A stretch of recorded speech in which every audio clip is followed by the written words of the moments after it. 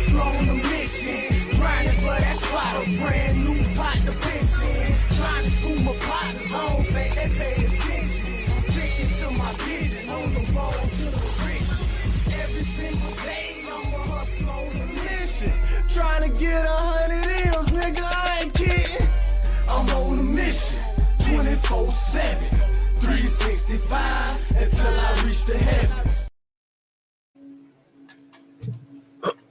People play too fucking much. Then when you motherfucking handle shit, then you tripping. Then you the problem and shit.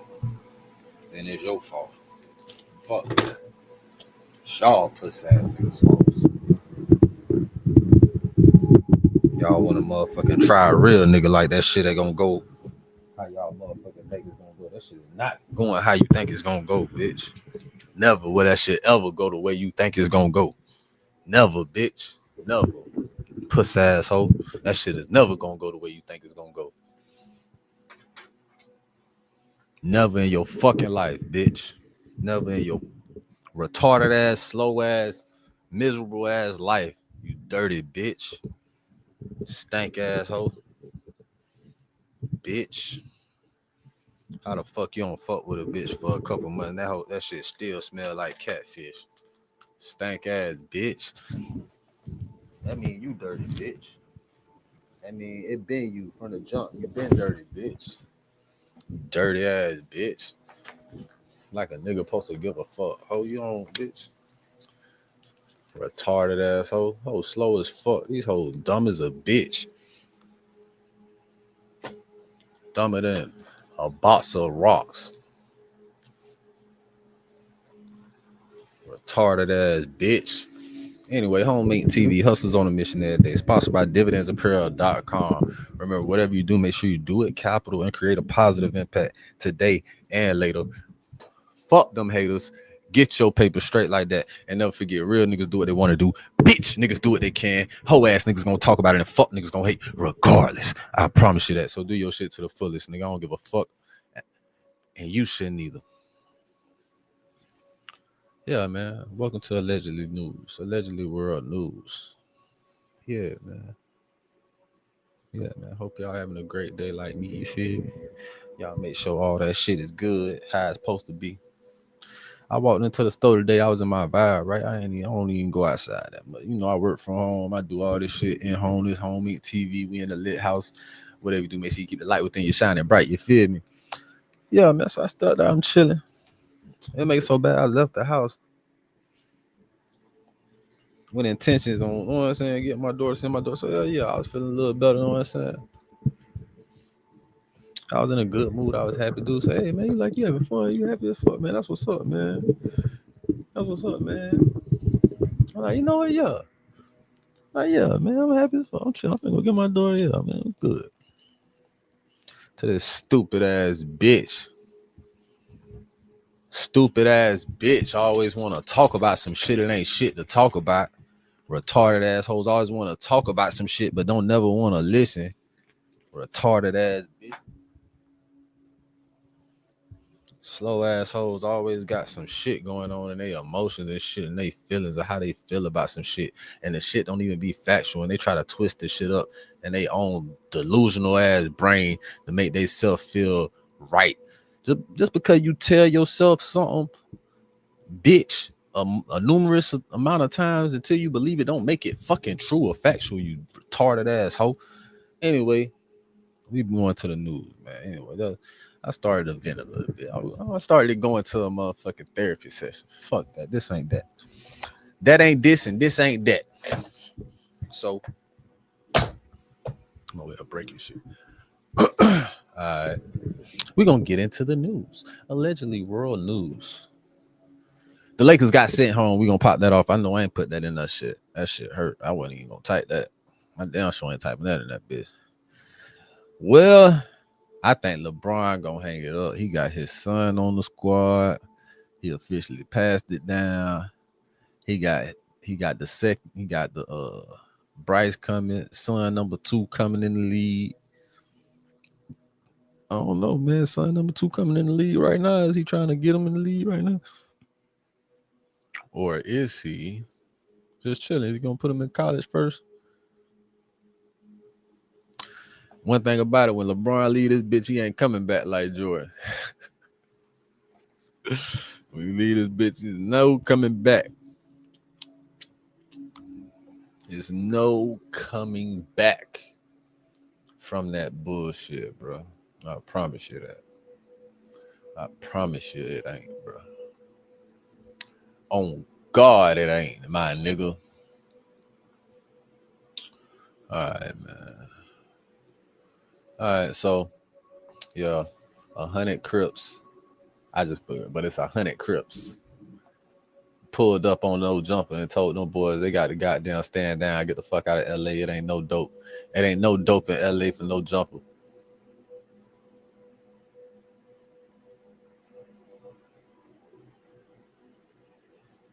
No jumper. Them bitches out there tripping. Drunk every time. That nigga really ain't no gangbanger. Hey, Black gonna get drunk every time. Hey, give me my phone. Give me my phone. Give me my phone. Hey, hold on. That not turn that house. Yo, give me my phone. I'll fuck it out. Big shit. You feel me? Can I get Ash back though? Ash back, there you go. I didn't get Ash back on Power Street, nigga. Shit, man. My bad. I was looking at some shit. But yeah, man. That shit really grinds my gears. You know what I'm saying?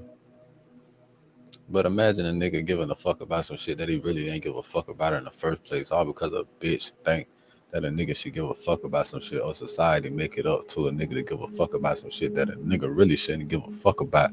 But it's brainwashing. People are statistically brainwashing the feeling like they should do some shit because society says so. Fuck that shit. Do what the fuck your heart say. Do what the fuck your soul say. Bitch, if somebody need to get the fuck up out of here, maybe you need to be a person to help them get the fuck up out of here. You feel me? If you need to leave some shit alone, you need to goddamn go on about your business, handle some shit how you need to handle that shit for your own self, for your own mental health, bro. Because don't nobody give a fuck about you, bro. I'm going to tell you right now, I don't give a fuck about you. That bitch you laying with don't give a fuck about you, nigga. Your kids, when they reach a certain age, they not finna give a fuck about you, nigga. Fuck you talking about? Nigga, your grandma don't give a fuck about you, nigga. That bitch dead anyway. Anybody that probably gave a fuck about you gone for real, nigga. Or they feelings of giving a fuck about you is gone, nigga. You gotta do that shit for yourself, motherfucker. Don't nobody give a fuck about you, bro. Everybody using you. Everybody using you for a specific reason. For their own personal benefit. And as soon as you realize that, the better you'll be okay, nigga. It'll start waking you up. You'll start noticing a whole lot more other shit once you really realize that and really like understand it. It will open your mind, your pineal gland to a whole nother world. Like you will really, it's gonna open your third eye. It's gonna open your third eye. Like no question, like your third eye is gonna be all the way fucking open. Like you gonna start to realize and notice shit that been in your face the entire time. You gonna start to notice that shit for the first time after fucking 30 years and shit, bro. Anyway, we're gonna get into the news, man. What the fuck going on with these 100 Crips in LA, man? What the hell going on with 100 Crips banning no jumper and goddamn Adam 22? What the hell going on, man? Crips ban who for what, man?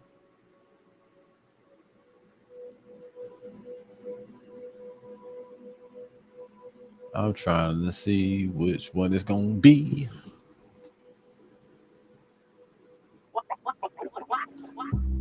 This is Home Meat TV Hustlers on a Mission every day, sponsored by DividendsApparel.com. You feel me? Do that shit. Adam capital. 22 responds back to the Crips banning no jumper from LA. This situation is crazy. If you aren't already tapped in with the situation, let's do a quick recap. So Lush One invited this guy by the name of Travis Ford to No Jumper to come and do the news. Travis Ford took that as an invitation to bring 100 people with him. So 100 Crips showed up with cake, with tacos, with an open mic, a production crew. And Adam is like, yo, what's going on? Lush One never told us about this. We ain't know 100 you guys were supposed to be here. Y'all can't come in, bro. This is too much. So then Travis Ford and who he was with, they proceeded to say F No Jumper, and No Jumper is banned from LA because they couldn't comment and podcast with No Jumper. Adam, scary ass. Let us in. Travis Ford, what's going on, cuz? Stop playing. Less invited us. No. Nigga, y'all want to be gang and culture cuz to the whole east side and west side out here. Oh man, we ain't nothing but Hey, cuz, check it out, Trav. Yeah, Adam ain't fucking today, cuz. So this what we gonna do, cuz. You gonna take your crew.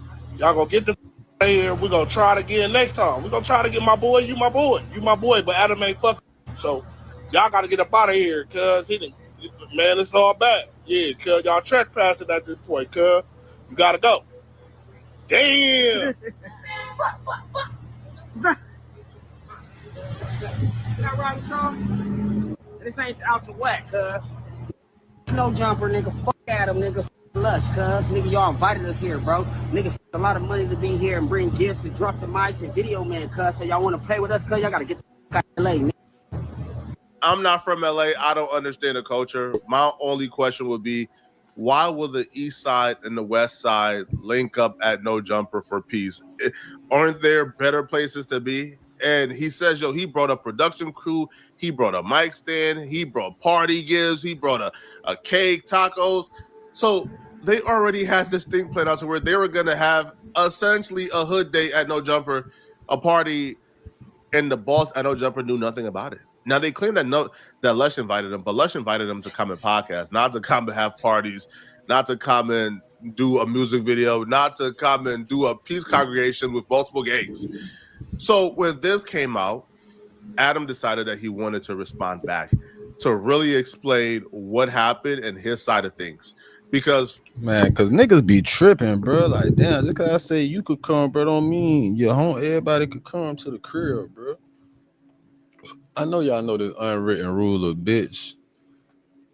Don't bring nobody to my fucking house, bitch. Why the fuck you bringing people to my house, dog? I don't know this motherfucker, bro. Who the fuck is this nigga? And why are you bringing niggas to my house?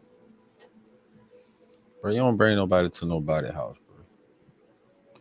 If you're invited, you're invited. 100 niggas show up. Nigga, 100 niggas show up anywhere, anybody establishment, nigga. It's gonna be a red flag. Nigga, 100 niggas anywhere, man. Just popping up somewhere and a nigga don't know about it. Man, nigga ain't gonna be comfortable around that shit. Nigga don't know what the fuck going on. One of the 2 or 3 of the main motherfuckers that used to be up there got into some shit.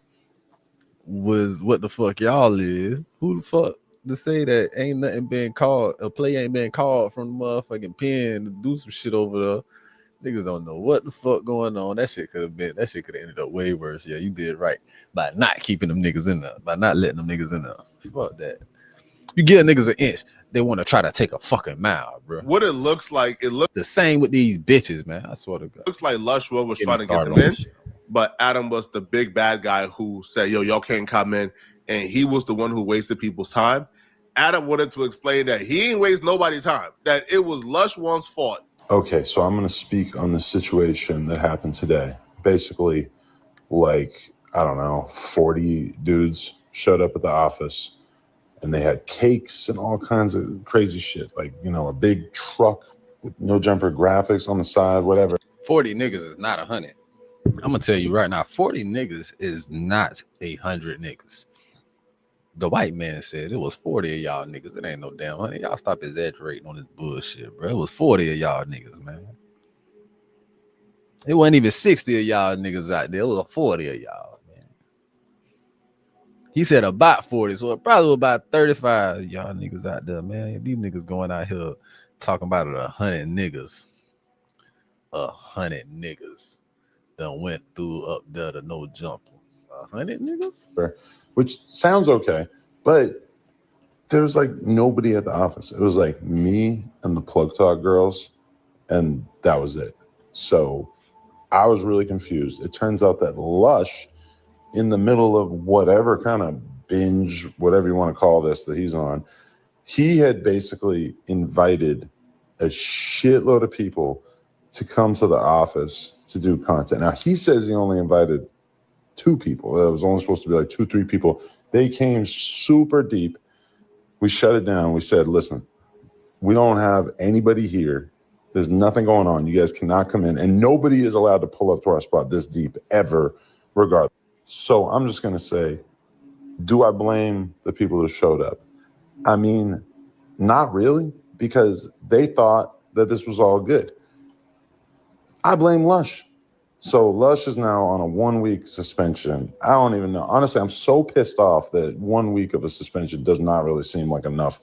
But I just want to say to anybody who felt like they had their time wasted today and all that shit, it didn't have anything to do with us. If you are on the no jumper schedule, if you're supposed to be coming in, trust me, there's an actual process to it. You will speak to somebody that is going to give you the information.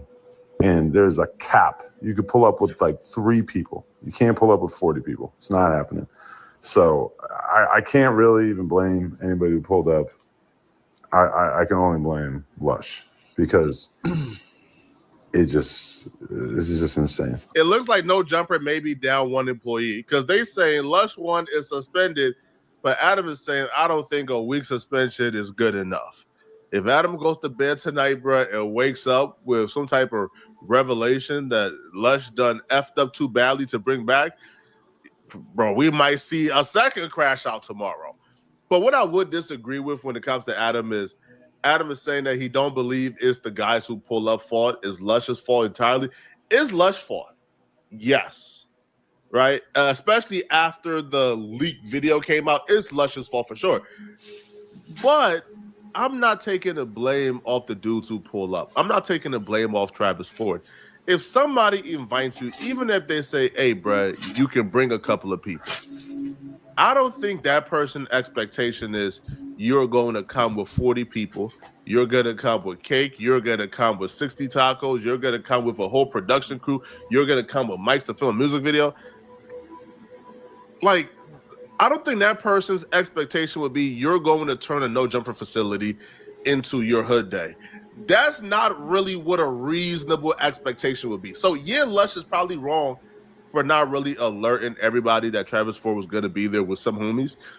But I think Lush was planning on saying, hey, bro, you pull up with 2 or 3 homies, cool, it's no big deal. You can just walk in with me and chill in the back and maybe get on the news.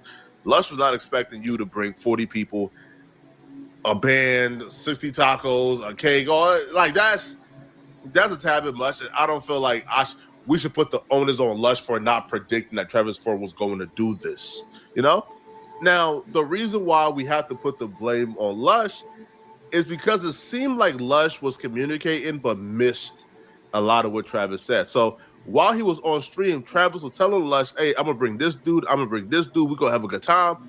So it feels like in Travis' own way, he was letting Lush know he was going to come deep, but Lush wasn't catching on. My asada issue. I need my asada fries. Man, come get your asada issue, man. Taco Pete been waiting on you. Easy call. Hey, this Wednesday, no jumper, we turning up, gang. Oh, we turning all the way up. I need my neighbors in the building. I need my neighbors. Okay, man. We got my niggas from 6-0, Blue Cinco coming out, man. We got my boy Shadow Fall, our whole gang, man. Shout out Global Bill. I'm bringing some shit, Lush. Hey, what they call me in the main streets? Man, Mafia Lush, man. Mafia Lush. You stupid. The cracking, you know what's going on. My dog Travis Ford, CEO of Dosh Network. What's cracking? All right. Yo, Dosh Network, nigga, Taco Pete's too. We out here. Come on, man. All right, then. Lush is telling him Wednesday we gonna turn up. Wednesday we gonna get cracking. Now, Travis Ford has a sponsorship by this taco place. So he was using this invite to also get the taco place some free promo to like 4 million subscribers.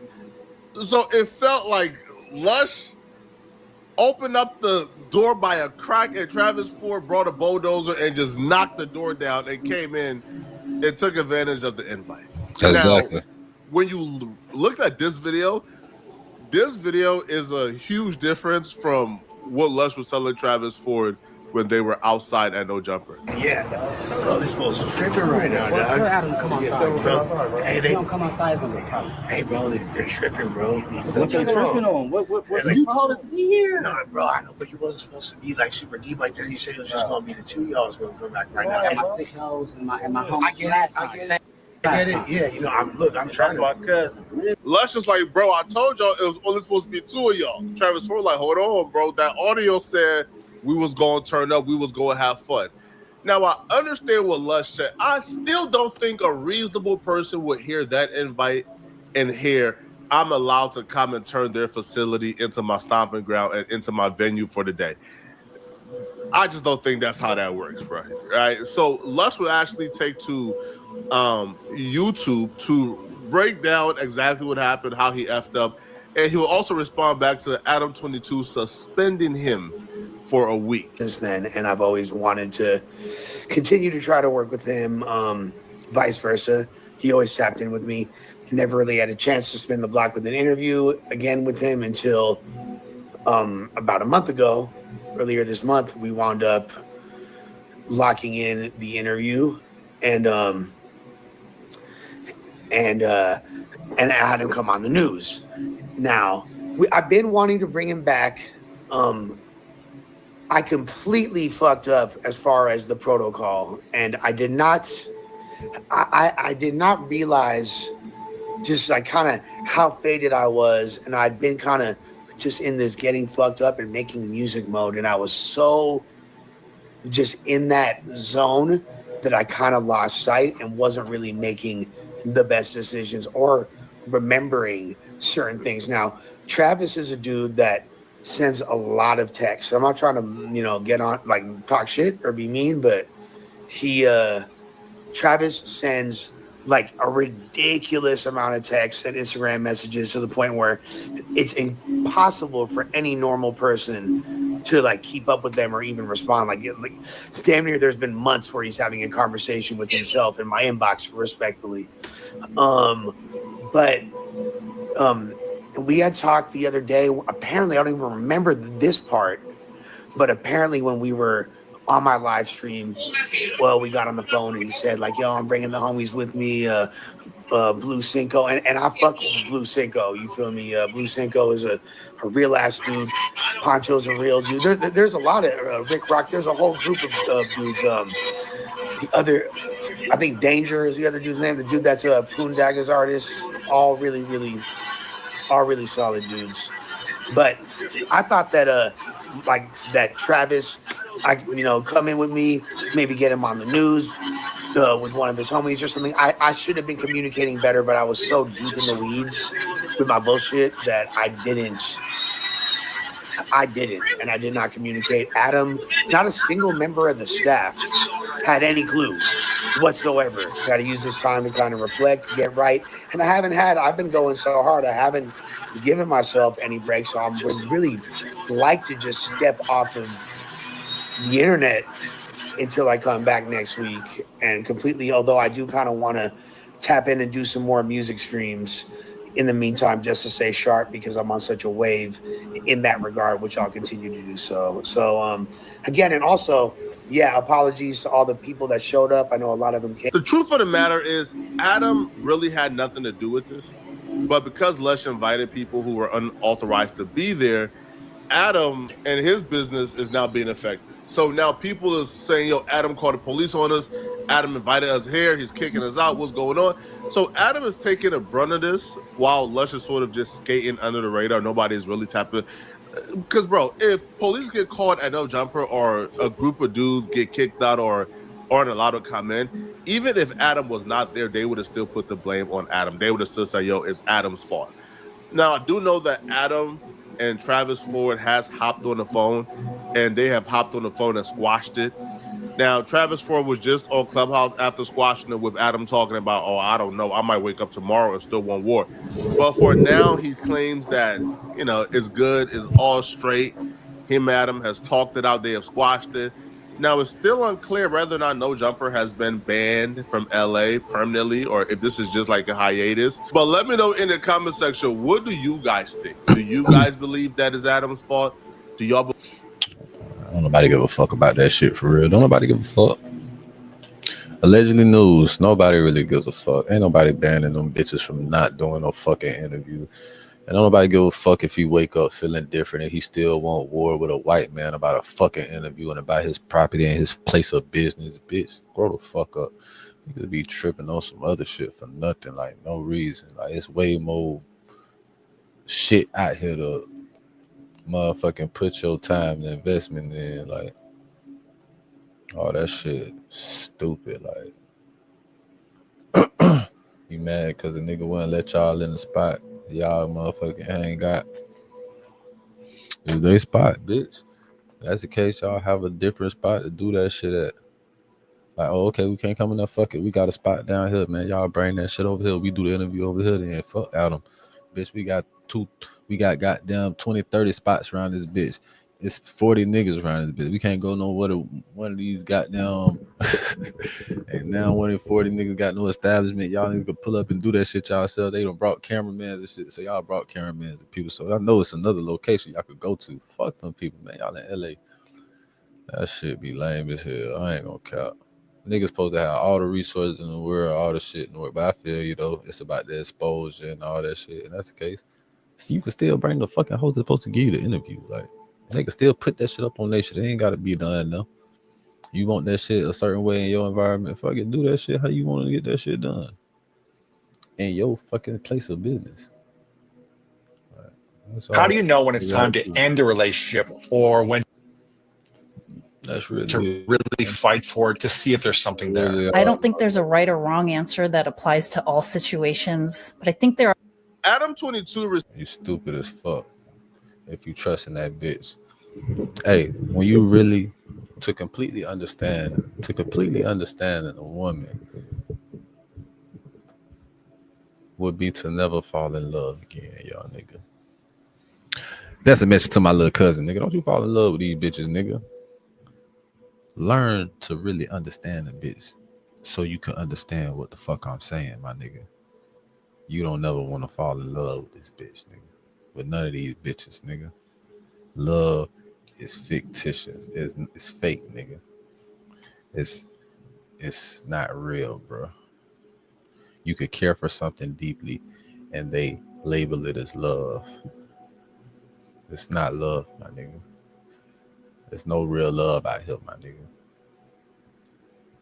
The real love you gonna ever have, the realest love you ever gonna have or feel, nigga, is gonna be from your motherfucking kids. Not even your fucking parents, nigga. It's gonna be your motherfucking kids, nigga. Some of your grandparents, but it's gonna be your kids primarily. And that's only gonna be for a certain amount of time, nigga. Nobody give a fuck about you niggas. Hey man, you'll be alright though. Allegedly news. We're back here. Allegedly news. Allegedly news. That boy FINESSE2TYMES gotta turn himself in because he been fucking. He said he got snitched on by the little jit though. He said the jit hot down told on him, got him fucked up, and he only had 45 days left on parole or probation. What the fuck? Boy, I know you mad as a bitch. Boy, I hate. That's why I be like, boy, I don't be with that shit. If I gotta do some probation, just lock me the fuck up. And I'm not gonna do it. I'm gonna tell you, y'all trying to put a nigga on probation, talking about he can't smoke. I'm gonna smoke. I'm gonna smoke, bro. Ain't no doubt about it, boy. You try to put me on probation, tell me I can't smoke, man, just lock me up, bro. Cause I'm smoking and you gonna violate me and all that other extra shit, bro. Fuck that. I don't want no parts of that shit, bro. But that boy, you know what I'm saying? He had a deal. He got up out that bitch on parole, on probation to make some money, make some shit happen, follow his dreams and shit. He called himself recruiting a little young nigga, a little YN. And goddamn it, got him fucked up. So now he got to go sit down for probably another couple months over some bullshit. So if he had 45 days left, he violated after 45 days. He only got a month left. What the fuck? That don't even make sense. Like, what they gonna give him? Are they gonna give him the whole entire time that he was supposed to get? That's fucked up. They known to do puss ass shit like that. I don't know, boy. That's fucked up shit, nigga. If they do that boy like that, that's fucked up. If they do that boy like that, that is extremely fucked up. That nigga about to die over there. Don't do drugs, kids. Crazy. Don't do drugs. Shit crazy.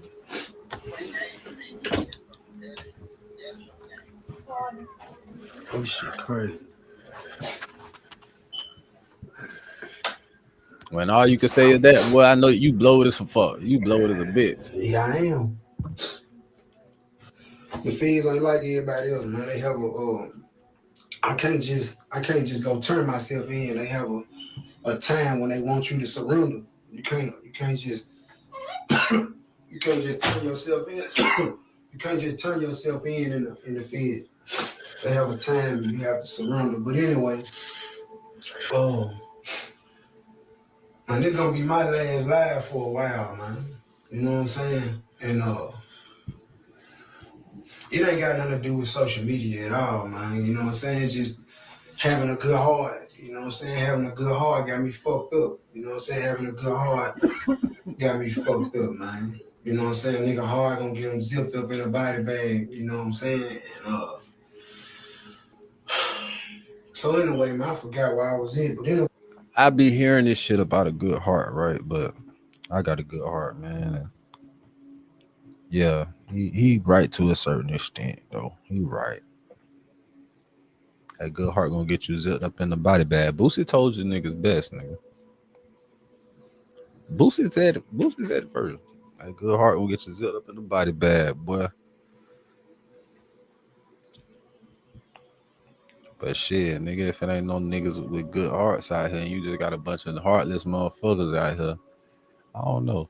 Maybe that's what the world actually needs for, or maybe not even what this country needs, a bunch of heartless ass young niggas running wild. What if that's what niggas need? Like, what if that's what's missing?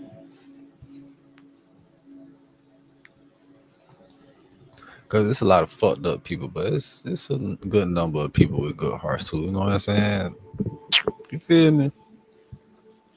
I would say so. I would imagine. You would want to be imagine that. Me being a positive person, I like to think that. You know what I'm saying? In all actuality, it's probably false as fuck. Like,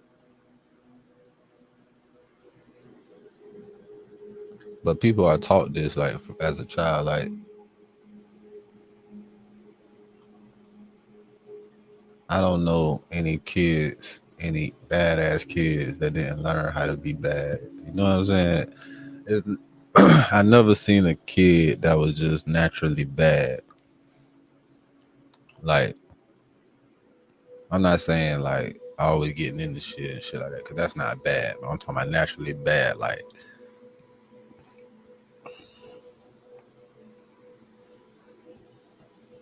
no, not like he ain't no kid that's naturally bad. Like, kids are taught that. They learn that from their environment, from the people that bring them up.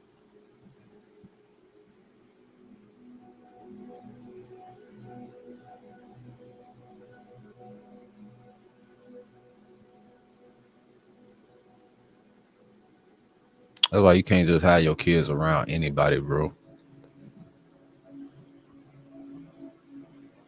It's fucked up. Niggas feel so comfortable sending their kids out to a fucking public school. Racist ass people don't even fucking like they motherfucking kind, they ancestors, anything. It's some evil ass people out here, bro. It's people that are motherfucking adopt black children in attempts just to use them as slaves and shit. Like, adopt multiple black children. You know how many stories it is around the fucking country about this shit? So imagine how many stories it is, and imagine how many stories don't come out about the same topic, and imagine the amounts in the masses of a problem that only has certain number of confirmations that this is happening. So this is definitely happening to other kids and shit all around the fucking country, and don't nobody fucking know it.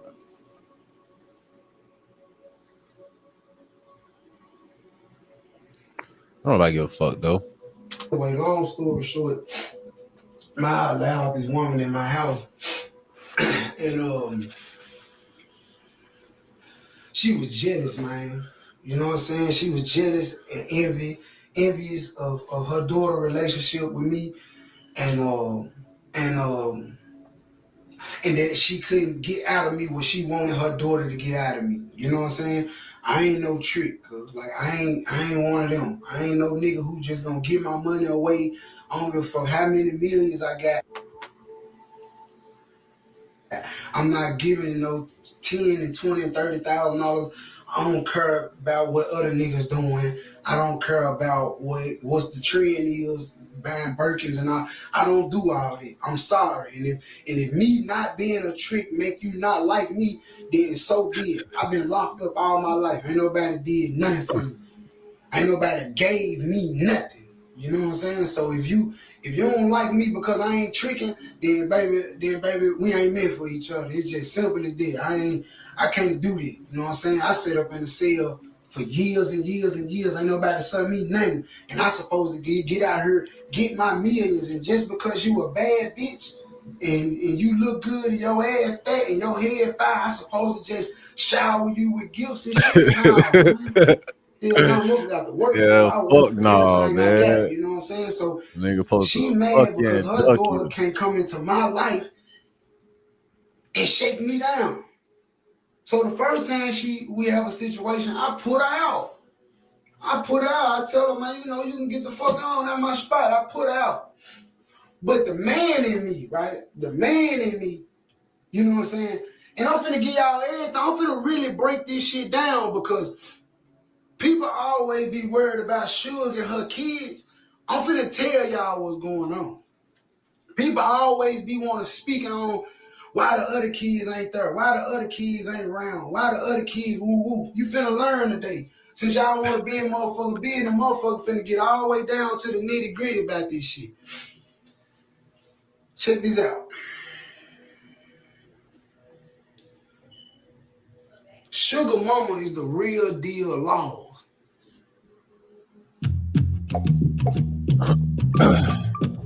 Dividendsapparel.com. Remember, whatever you do, make sure you do it capital and create a positive impact today and later. Fuck them haters. Get your paper. Dividendsapparel.com. The real deal police type shit. And that's all you sent to jail or get you fucked off. I didn't know that about this lady at first. I didn't know that shit. I didn't know that about this lady. I didn't know that, she came around me. She came around me like an old sweet lady who want to help and be there so we can go handle our business and make our money and do our shows. Sounds familiar, don't it? They always come with a representative. Niggas gotta stop falling for that representative. You niggas gotta start motherfucking learn how to see through bitches. Like, especially when a bitch too nice to me, she don't know me like that. Just cause I'm my name some shit like.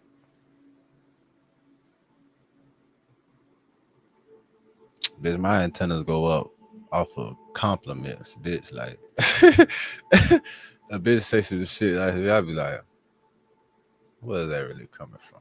Is that really you? Do you really like this shit? Or is like, well, I be paranoid as fuck about everything. I gotta read that shit. If that shit feels suspicious, I got to read that shit. That shit got to get read. Hold on. I gotta analyze every portion of the bullshit. The energy was said with, the tone, the look in your eyes. Was you smiling for real? Was that a real smile? I ain't seen no smile with your eyes though. That looked like a motherfucking hate compliment. It could have been a jealous compliment. You gotta watch out for niggas, man.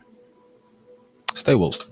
and do our bookings, and like she just want to be a part of the situation. You know what I'm saying? That's how she came. And I gave this woman a way out. I told this lady, look, you can stay here free.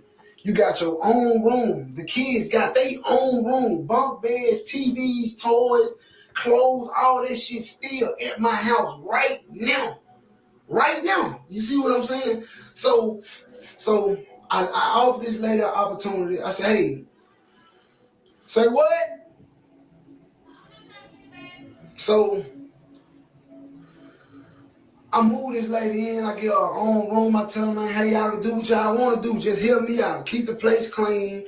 You know what I'm saying? Keep the place clean. You know what I'm saying? You know, just that's it. You know what I'm saying? Y'all do what y'all do. You know what I'm saying? Like, I'm on the road and shit, so I'm busy. Man, let this lady stay in my house, man, and this lady laid on me like a dirty rag, man. She laid on me like an old dirty rag, man. She watching me and Suge business. She listening to everything me and Suge got going on. I'm thinking that I'm hipping her mama. I'm not thinking that I'm hipping somebody who's sitting around mad and envious and jealous of me like that and playing sweet and playing cool. So the one. And some of that has to do with probably some of the conversations they've been having that you don't know shit about. Like, you gotta think, like, bro, I done been in a situation like that somewhat, bro. Helping the bitch mama out as she came and stayed with us and shit. Like, I lost a brand new fucking bed behind that shit, bro. I was salty. I lost a lot of shit. Dog. Now that I'm thinking about that shit. You ever get mad about some shit?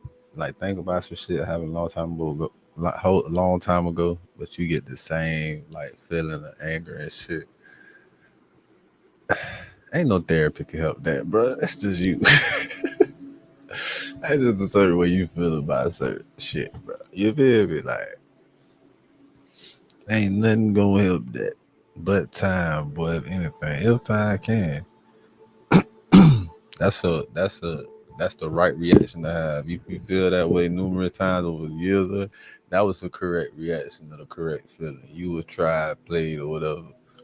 You feel me? And that helps you move on, like learning through life and never making the mistakes again and shit. But man, hell no, bro. Man, you can't trust shit out here. You better not even trust your motherfucking If that bitch ain't you can't even trust you got no shit. You better trust your motherfucking self, bitch. It ain't even about trusting bitches. It's about not even putting yourself in situations like that. Like, this is why motherfuckers stay away from everybody. This is why certain people just don't fuck with nobody. Like, cause bitch, everybody creep as fuck. Everybody got some bullshit going on. Just fuck me off, man. Man, this woman just tricked me out of my freedom. And I'm gonna tell you something. Man, my PO told me 2 years ago. She said, you smart. I like how you move. It ain't gonna be you. When you save with Teachers, you're making smart financial decisions. And it's never gonna be you, nigga. It's always a variable that get you fucked up, nigga. Cause you done been in that situation. You know what you don't want to go back to. You know exactly what the hell you just came from, and you know exactly what you trying to stay out of. But this motherfucker that don't give a fuck about putting you back, nigga, or fuck about you at all, bro. Like, fucked up. It's gonna be somebody around you to get you fucked up. And when she told me that, it set on me. I'm like, so I had cut a lot of motherfuckers off. I'm like, nah, I ain't, because if I'm around this nigga, he whatever. But I just can't believe this woman didn't really so fuck up. and look, he done cut off his partner, like his niggas that have his back in certain situations. Like, you know what? Damn, she said some real shit. And you start analyzing motherfuckers around you and shit like that. Like, damn, let me get the fuck from around you. I'm gonna go over here around these bitches. And it's the bitch mama.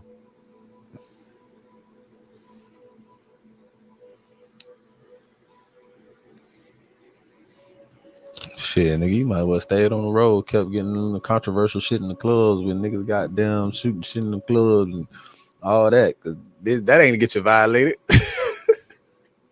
That ain't good. Well, no news about your violation until about a month since before you was finna get off that I'm shit. gonna get to the point. That's crazy. Sugar ain't got her kids because of her mama. Sugar mama will take the kids, run off with them, threaten to call the police and tell them, I'm gonna call the police and tell them you selling dope. I'm gonna call the police and tell them she buying guns. I'm gonna call the police and tell them y'all got guns in the house. Because she know I'm on federal probation. So this the type of shit this the type of games that these women play. This the type of. That's some whole ass shit, bro. Bro, that's some whole ass shit. That's some whole ass shit. Anybody do that type of shit, some whole ass shit, bro. That like them some whole ass people. That's some fucked up shit, bro. Like it's stories like this that make me think about ideas of different type of superhero movies. You feel me? Like it wouldn't even be like a superhero movie, it'd be more like a goddamn horror film. Be more like a horror film and shit like that.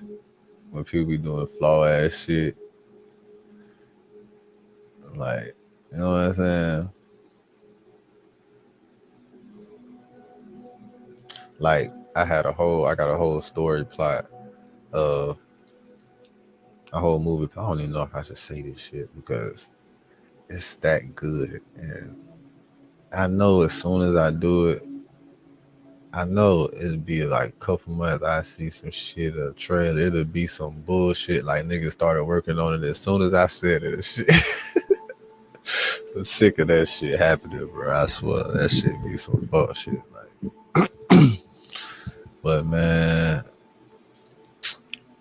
I damn sure got a horror film about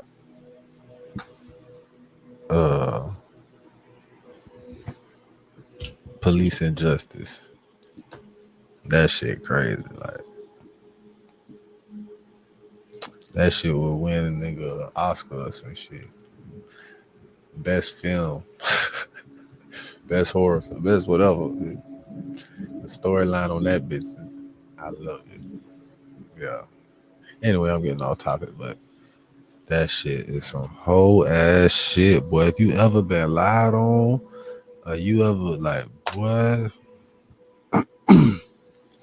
if you ever felt like, man, that shit piss you off, like, bro, like if they're lying on you, bro, you know, like that shit can create a rage. That shit could create a rage of God's stature. Like I said, bro, I don't believe in the devil. I believe the name of the devil is just is God's vengeance. That's the name that they gave the devil. I mean, that's the name they gave God's vengeance, the devil. That's how mad nigga get. Like, the fuck,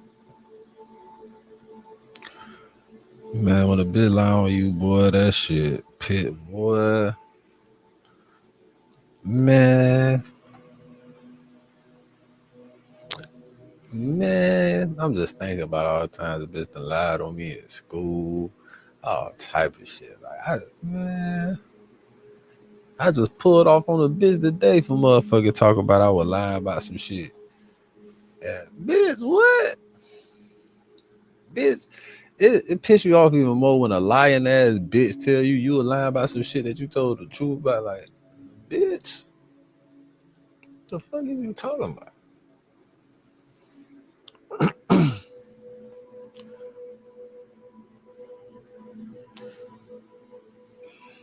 Stay off drugs. Kids don't do drugs. Game that this woman playing with me. So I tell you, I'm like, man, I ain't gonna lie. Until we get this legal shit behind us, all this federal probation shit, Let your mama keep the kids. Just make sure them kids straight. Go see them. Go make sure they healthy. Make sure they doing good in school, and send them bacon. Whenever you get a chance to be with them, be with them. But the games your mama playing, I can't allow it around me because your mama is using these kids for bait. Your mama is using these kids for money. Your mama is you. So many mothers use the kids for their own personal vendettas.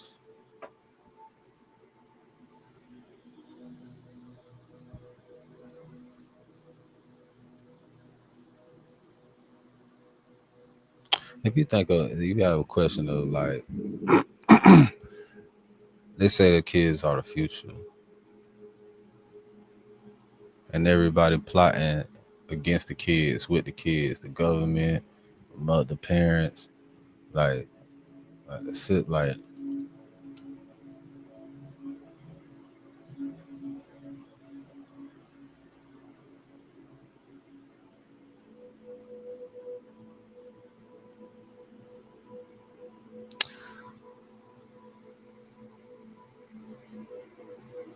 Like, where do we begin to even fix the kids before, like, how can we stop the shit before the kids get fucked up? Like, you can't, like, the government want to motherfucking give your kids all type of stupid ass vaccines that make them slow and give them all type of different diseases or complications or side effects to that pussy ass shit. And they tell you to get these vaccines at a certain time, like all that bag of shit, and that shit creates more of a reaction. The government will motherfucking tell you get a vaccine, COVID vaccine, and if your kid is above a certain age, they could get vaccinated too, and put that shit in your kids, and they know that shit ain't even been studied a quarter of the time that it should have been before even issuing it to the public.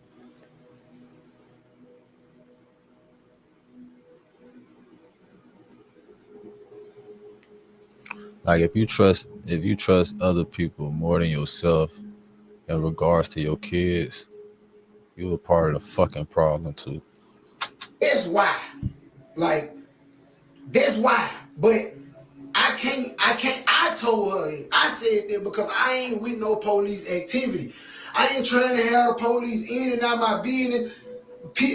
What the fuck you call it? CPS, the Children's Department, Correctional, or whatever the fuck. I done dealt with them 2 times dealing with King. I'm not trying to be dealing with these white folk, man. I'm not trying to be dealing with these white folks, so I don't want these. So I tell Suge, you know what I'm saying? Like, you know what I'm saying? Like, let mom do, man, listen. So boom. Man, this shit crazy. I done went all this time and got off.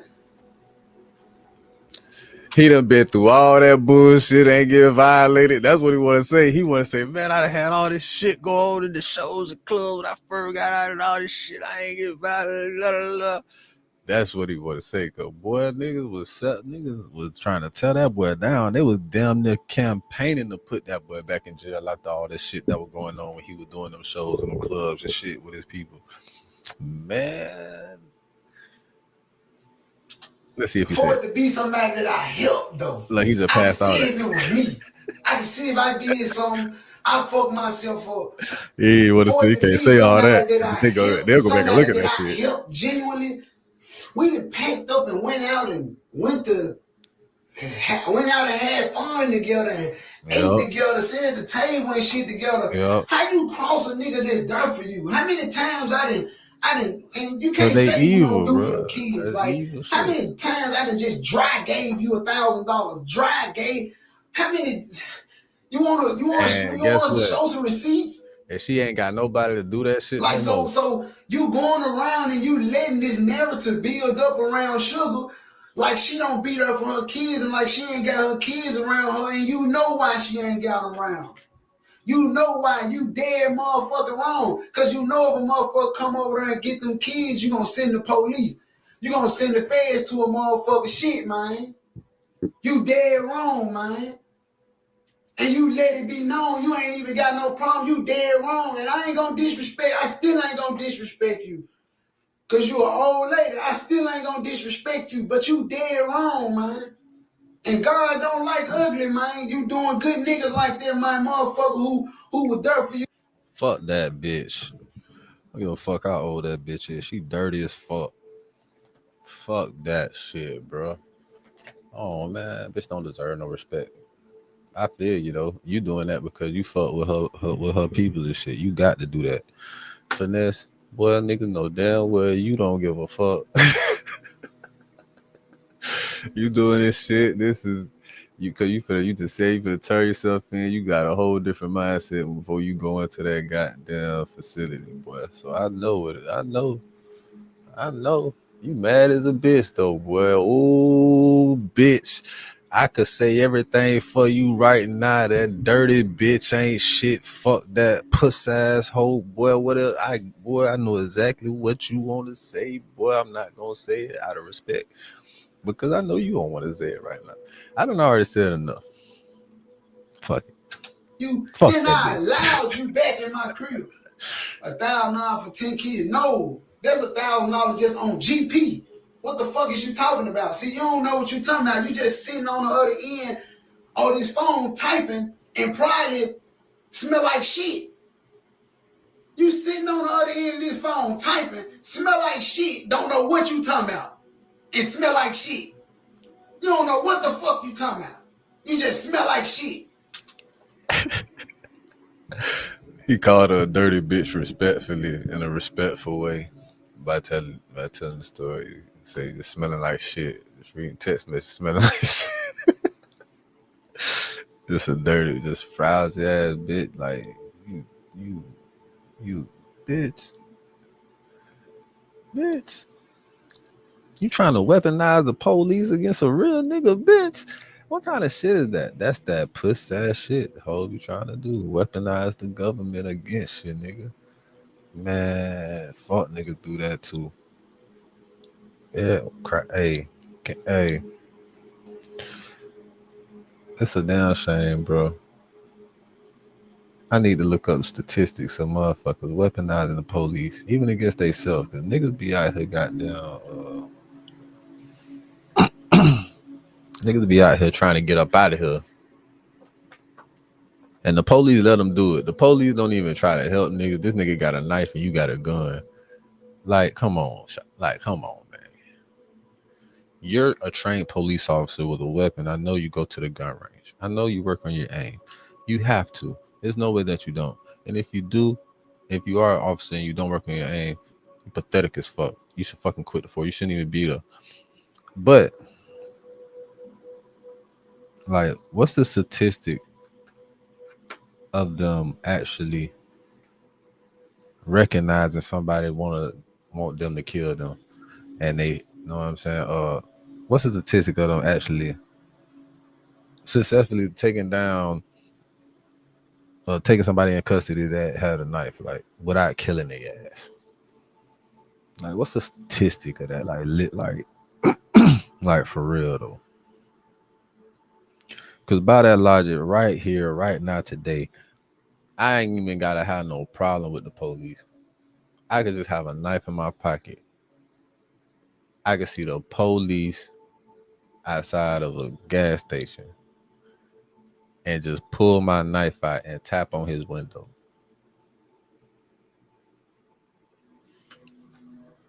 With that logic, he's threatened enough to be in his vehicle and I would still be shot while he's in his vehicle and I tap on his glass with a knife.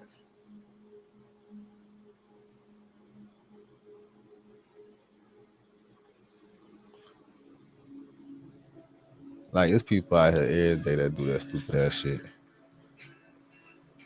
Like, they pull a knife on a cop and get killed. They don't even pull a knife out. They already have a knife out. Or they try to run towards a nigga with a knife.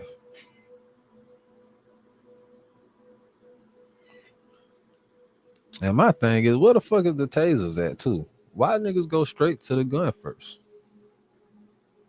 if you got backup, you a trained officer of the law. Okay, I get it. You scared. You don't want to get cut. You could die quick as fuck. Hell yeah. Hell yeah.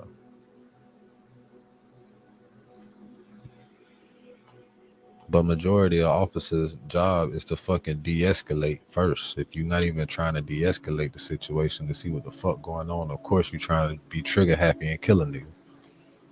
But I'm just thinking about that, like, I wonder what the percentage of that shit would be.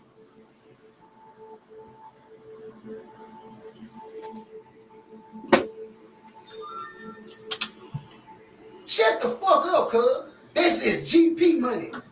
$1,000 ain't no money around here. Like this money just for the hair and the gas money. Man, I don't care about. Yeah, they just thank you money, nigga. You know what I'm saying? Like, to shut the fuck up. You know what I'm talking about? You know what I'm saying? But so I open my heart back up to the woman. I tell Suge, I'm like, man, my baby mama take my daughter from me. She took my daughter from me. I feel you, nigga. My baby mama took my daughter from me. She was mad because I'm dealing with Suge. She wanted to be in a pilot with us. We didn't want her, so she took my daughter from me. Simple as that. She take my daughter, I'm big father. So I tell Suge, I'm like, man, let's do something, let's get the kids back around, man. It's been 8-9 months. I forgive Joyce for that little shit she did. Man, let's let Joyce come back over here and get the kids in here, man. And you know what I'm saying? I want to do the family thing. You know what I'm saying? I've been locked up too long. You know what I'm saying? Like, right. I've been locked out, so I want to be a family man. I want to do the family thing. I want to see some kids running around the house. I want to eat at the table. As all real niggas do. I've been locked up all my life. As all real niggas do, man. As all real niggas do, dog. My partner went on the goddamn little stint. Man, that boy came home, had 2 more babies. That boy ain't missing. That boy said, man, I'm finna be in a house with these kids. Fuck that. I don't give a fuck about nothing else. I wasn't on your fuck nothing else. I'm here with me and my girl and my kids, man. I'm in this bitch. Fuck that. I leave the bitch, go to work. After that, I'm here with the kids, man. Fuck that shit. I don't get no sleep, but fuck it. I'm with all my kids right here. Fuck that. And that's real nigga shit, bro. And a nigga know that feeling being away from kids, like that family shit. Especially when you locked up around like a fucking animal. You know what I'm saying? Around a bunch of fucking niggas and shit. And puss ass, hateful ass people and shit. Hell yeah, bro. You start motherfucking valuing life, looking at shit different. So I don't want to do what the average person want to do. I don't, you know what I'm saying? I want a family. I want to, you know what I'm saying? You actually do want to do what the average person wants. That's what the average person was. I still wheel and deal, but I want a family. I want to sit down and eat, and I want to talk. I want to raise the kids. He said he meant to say he don't want to do the average shit that he used to doing. He want to chill out and go back to the normal shit. I get what you're saying. Ask them how they doing and tell them that's what I want to do. I'm trying to transition into being it. I'm trying to transition into being a father, not just a daddy. I'm trying to be a real father figure. You know what I'm saying? So I tell shit, let her. I feel you, man. Let her come and let the kids come. You know what I'm saying? Sure, bring my P to your life, baby. And I move them in. And again, after the first time she did the foul shit, I let her come back because she got my woman kids, and I don't, she playing police games, and I'm telling George, like, George, we ain't gotta do all that, you know what I'm saying? I'm gonna make sure you stay with your grandkids, you know what I'm saying? Your grandkids you gonna be all right. Man, move her back in. She laying on me, y'all. Check me out. I'm finna give y'all the real spiel before I go in. You see what I'm saying? Before I turn myself in, I'm finna give y'all the spiel. Boy, I know this shit. Fuck with him, boy. I know this shit. This shit. Boy, it ain't no way. Boy, it ain't no way, boy. It ain't no way, boy. It ain't no way, boy. It ain't no fucking way. If that boy get more than whatever time he had left to do, it ain't no way, boy. That boy is gon' that nigga gon' get out wanting vengeance. That nigga's gon' get out. Boy, man, what? Like, man, it's certain shit that just make you like hateful. Like, I don't think that'll help me. I don't think he'll be that type of person and shit like that, but that shit though, boy. That shit that crazy.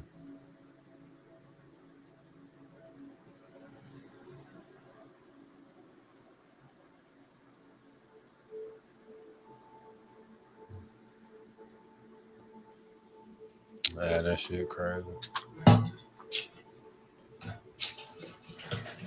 So that should have fucked up goddamn thing. One day, a fucked up situation, bro. We at the big house. We chilling. She got beat up. And BBJ get up. BBJ mad as a motherfucker. Like, she mad as hell. And I'm like, damn, baby, you know what I'm saying? What's wrong with you? You know what I'm saying? What you mad for? BBJ then got like 7 screenshots. I ain't gonna even put their name out there, but from some anonymous people that Sugar Mama and Sugar, this girl that Sugar Mama talked to, been selling information. Watch every NBA playoff game live beginning April 19th, all in one place. With YouTube TV, try it free. Terms apply, cancel anytime.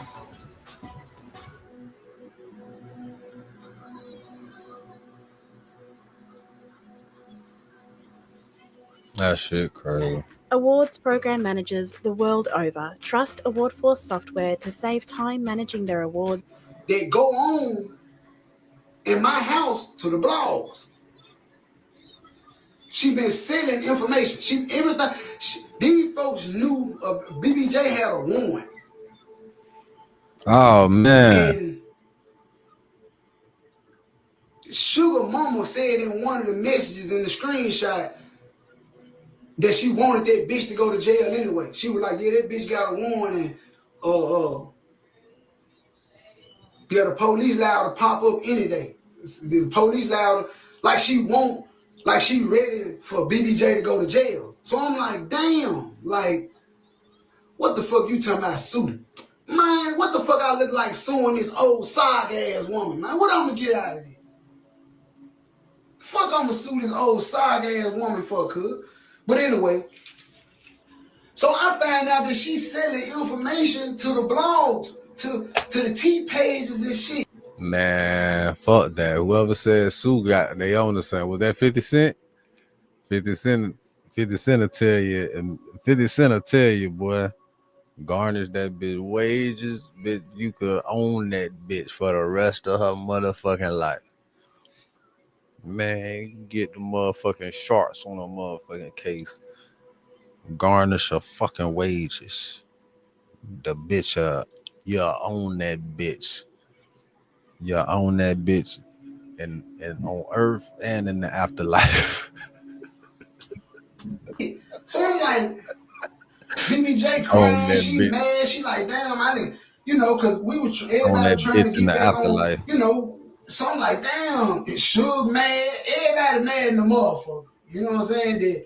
That Joyce and this girl been selling what's going on in the house to the blogs and shit. So I'm like, respectfully, Joyce, pack up respectfully and get your ass. Pack up and get your ass. I ain't had no remorse because I felt like, why is you telling my business? Why is you telling my business? Like, why is you selling information that's going on in my house to the blogs for, Joyce? Like, what you doing there for? But respectfully though, just pack up and get up out of here. She come to me and say, she crying. Oh, well, what about the kids? What you mean, what about the kids? They mama here, BBJ here. I hire nannies from time to time. We don't need your help, Joyce. You can leave. Why every time you get put out, you want to say, oh no, the kids coming with me too. And then when a motherfucker say, no, the kids can stay here. The kids don't have to go. Why is you taking, oh, well, I'm finna call the police. I'm finna, you know what? The police, you got that. Go on. The police, that's what you gonna call? Go. Take all the kids with you and get their clothes, their snack packs and everything. Backpacks, scooters, take all this shit you talking about putting the police in the bin. Bye. That's how I'm moving, cuz. When the police get involved, I don't want nothing to do with it. I don't want nothing to do with no police, bro. I don't want nothing to do with the laws. I don't want, all you gotta do is tell me you gonna call the police on me one time. I'm out your business. I'm out your hair. You have never got to worry about me again. Trying to tell you. Anything about you can say, and I'm gone. For real, man. It's over with. It's over with. You know what I'm saying? So I kick Joyce out. But let me tell you how I kick her out. And then when she leave, like I said, she leave with the kids. So she was crying, she mad. I'm like, man, listen, just go on, let her go. Let her take the kids. When we get this legal shit behind us, we'll worry about that. We'll get custody of them. We'll get custody of the kids after we get this legal shit out the way. You going to court, I'm on federal probation. She turned out the police. Let her take.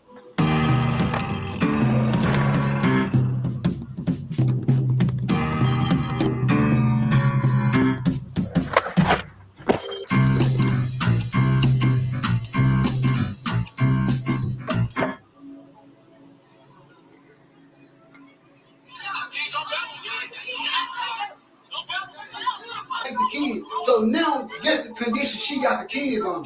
She got the kids under conditions where they in a 2-bedroom house. It's 5 of them. It's Suge 4 kids and her brother child. Y'all got it fucked up. Suge got 4 kids, man. 5 include mine. You see what I'm saying? And she got her brother child. Her brother in jail or whatever. But anyway. But, you know, we still took care of her too, like she was ours. You know, so we still housed her and made sure she was good like she was ours. You know what I'm saying? But the kids don't want for shit. But what you taking them for, Joyce? Like what you know why Joyce taking them kids? Because she know that's the only financial stability that she gonna have. That's the only reason she taking them kids. Because she knows Sugar gotta send her money. Sugar gotta pay her rent. She gotta do that. You feel what I'm saying? Sugar got to do for her because her kids were her. So she using the kids as a clutch, as a tool. Her mama holding on to the kids, using them. I'm finna tell y'all, this is how she did King. I'm finna tell y'all what she did to King. She got the kids brainwashed. She one of them old ladies. She like to manipulate kids and shit. You know what I'm saying? So boom. Now I'm getting to the part where I go to jail. I catch these charges. And I'm gonna be honest with you. This Lil Ju charge. They charge Lil Ju. They Lil Ju charge partner. I'm finna tell y'all.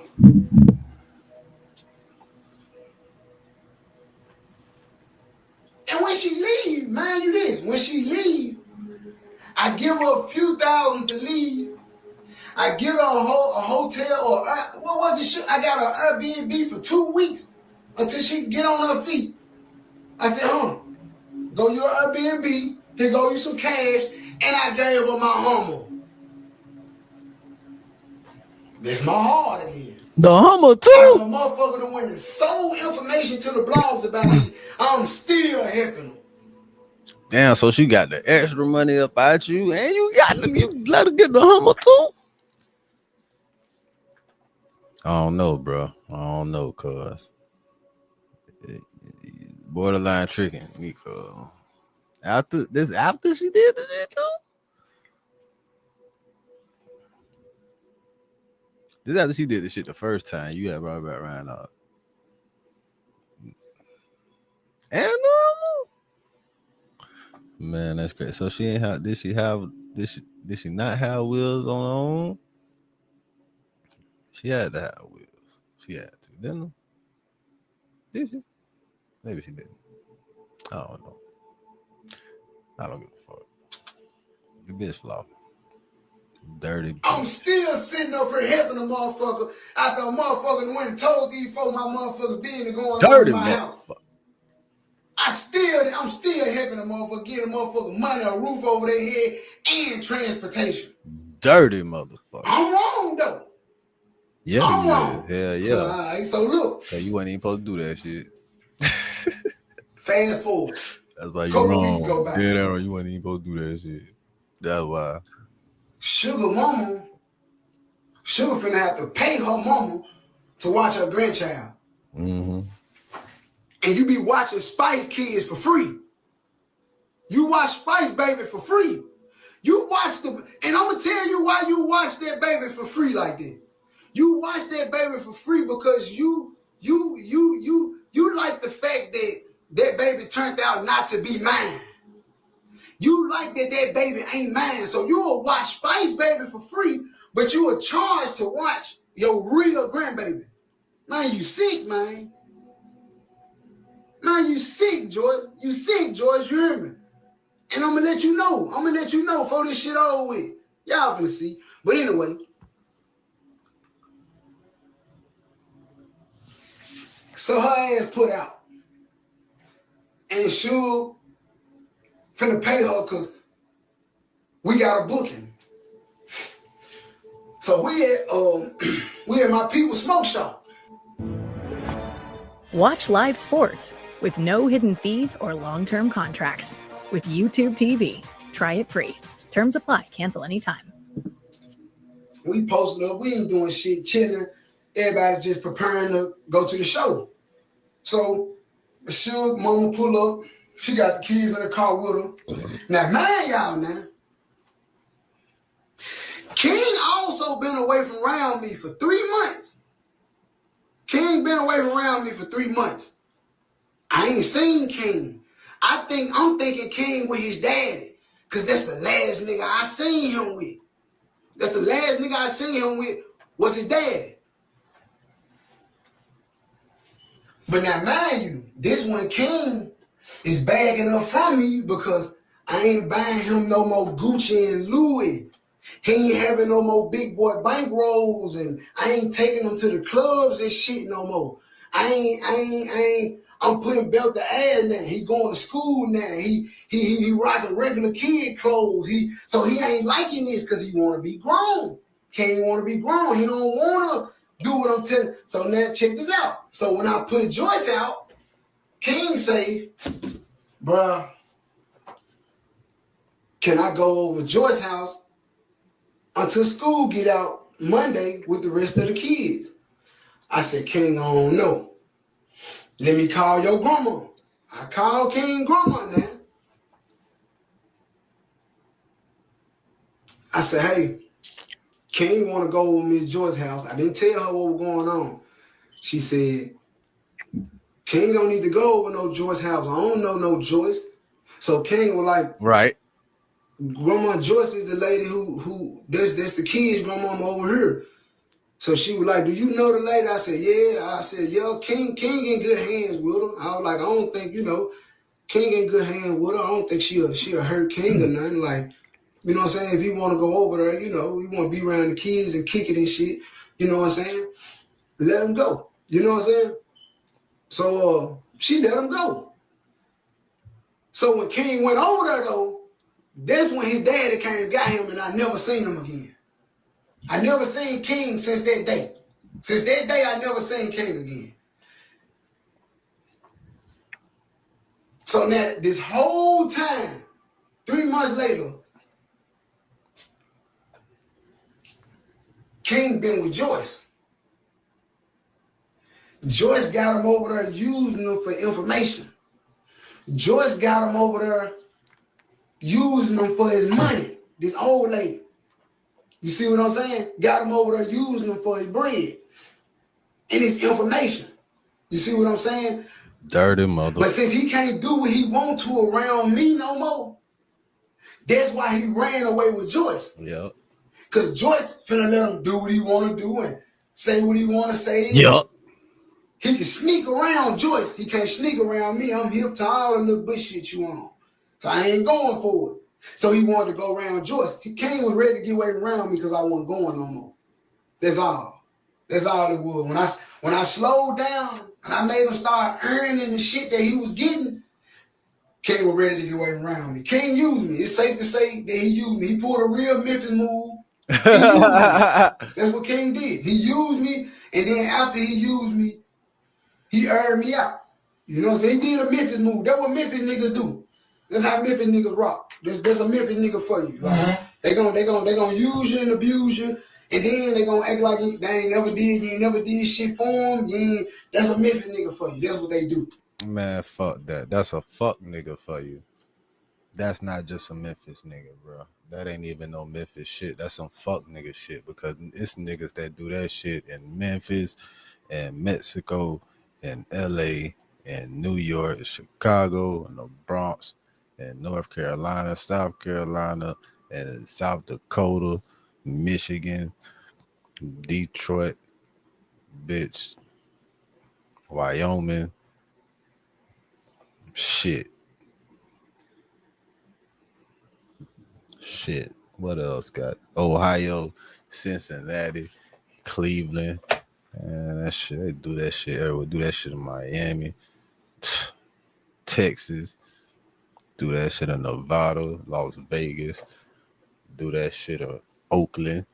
Man, they do that shit everywhere. They do that shit in Canada, Ontario. Do that shit in motherfucking the Dot. They do that shit everywhere, bitch. San Antonio, Dallas. Fuck niggas do that shit everywhere, bitch. Fuck you talking Houston. Motherfucking what's that little small ass city? Mascooty. Motherfucking they do that shit everywhere. Stewart. They do that shit in Florida. Nigga, they do that shit everywhere, nigga. They do that shit in Newport and Clearwater. They do that shit in St. Petersburg, nigga. Both of them. Nigga, they do that shit in London. They do that shit in Africa, South Africa, and Egypt. They do that shit in Australia, nigga.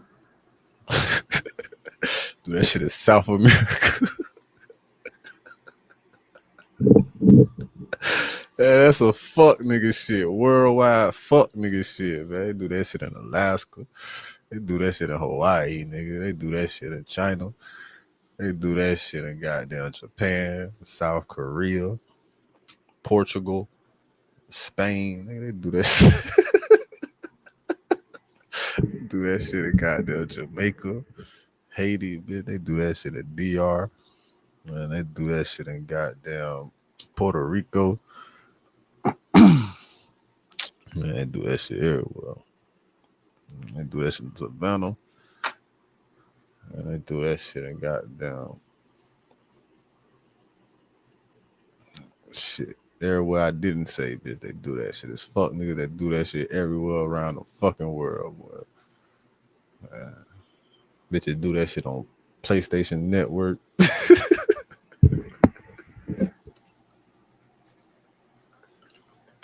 You know what I'm saying? But anyway.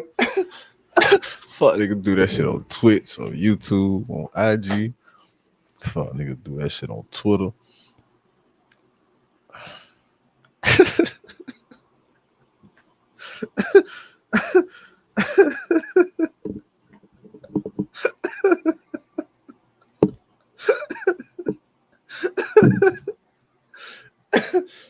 That's just some fuck nigga shit. Shit, my stomach sore. I can't even laugh. Joyce coming to get I the can't baby. even laugh. Man, you clever in a car seat at this time. Well, she a newborn baby at this time, like 2 months type shit, like 3 months. I'm sitting in the back of the smoke shop. That's allegedly world news. Sugar oldest daughter come in there. She dressed up. It was a dress up day in school. So I said, oh, what, you was an old lady today? She said, yeah, King dressed up too. I said, King dressed up? She said, yeah, King dressed up. I said, King been at school? Because I know he was in daddy's with his daddy. Like, she said, yeah, King been at school. King in the car. King in the car? How the fuck is King in the car? Like, y'all ain't understanding what's going on. Like, if something happened to this boy, man, them folks is gonna come at Finesse. They not gonna come at Miss Joyce. They not gonna come at his dad. They not gonna come. They gonna come at Finesse. If something happened to this boy, anything go on, the first thing they gonna look at is me. So I'm like, what? I tell King, come here. When King get in there, I said, God damn, my nigga, you just been bucking the shit out of me, ain't it? Man, sit your ass down, man. Like any other dad will do. Like any other dad who don't play that shit will do. Hey, man, sit your ass down, man. So now I'm finna have to get him back to my mama house because we got a booking. We finna have to go out. I'm finna have to... Man, guess what King do? He strike out running. Literally. Like ass and elbows. Like, that's all you saying. Ass and elbows. King strike out running. Back to the truck to Joyce. This is exactly how I'm looking. The fuck, like, he just ran, like, King just... I said, let you... Man, go get this nigga, bro. Go get King, bro. I don't know, this nigga tripping. Let you go out there by himself. Now, this the charge. This the charge that this old lady done went and put on me, y'all. This what this lady done put on me, y'all. Let you go outside. By himself. Now, mind you,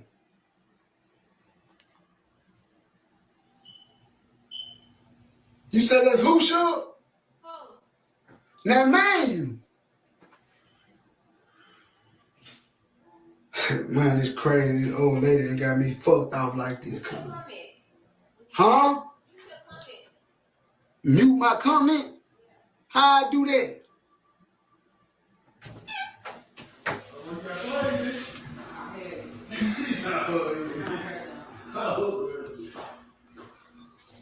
Oh.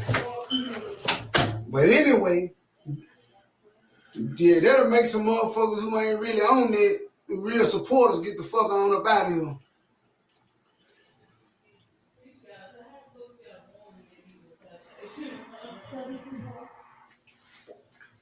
So look.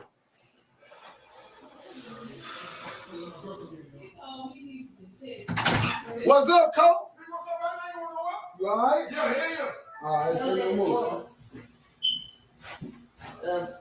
So look. Man, this shit cut though, man. So look. Let you go outside. Sugar on the right side of the truck. Strapping my baby in. We both on the right side. You ain't let you on the same side? Let you stick his head in the truck and tell King, man, get your ass up out the truck, man. Come on back here and your ass gonna go to the house. Joyce tell Lil now this Joyce ain't got nothing to do with my family. Joyce ain't got nothing. Joyce don't know King. Joyce met King through me. She don't know King. She don't supposed to have King or none of this shit. I literally let King go over there for 3 days.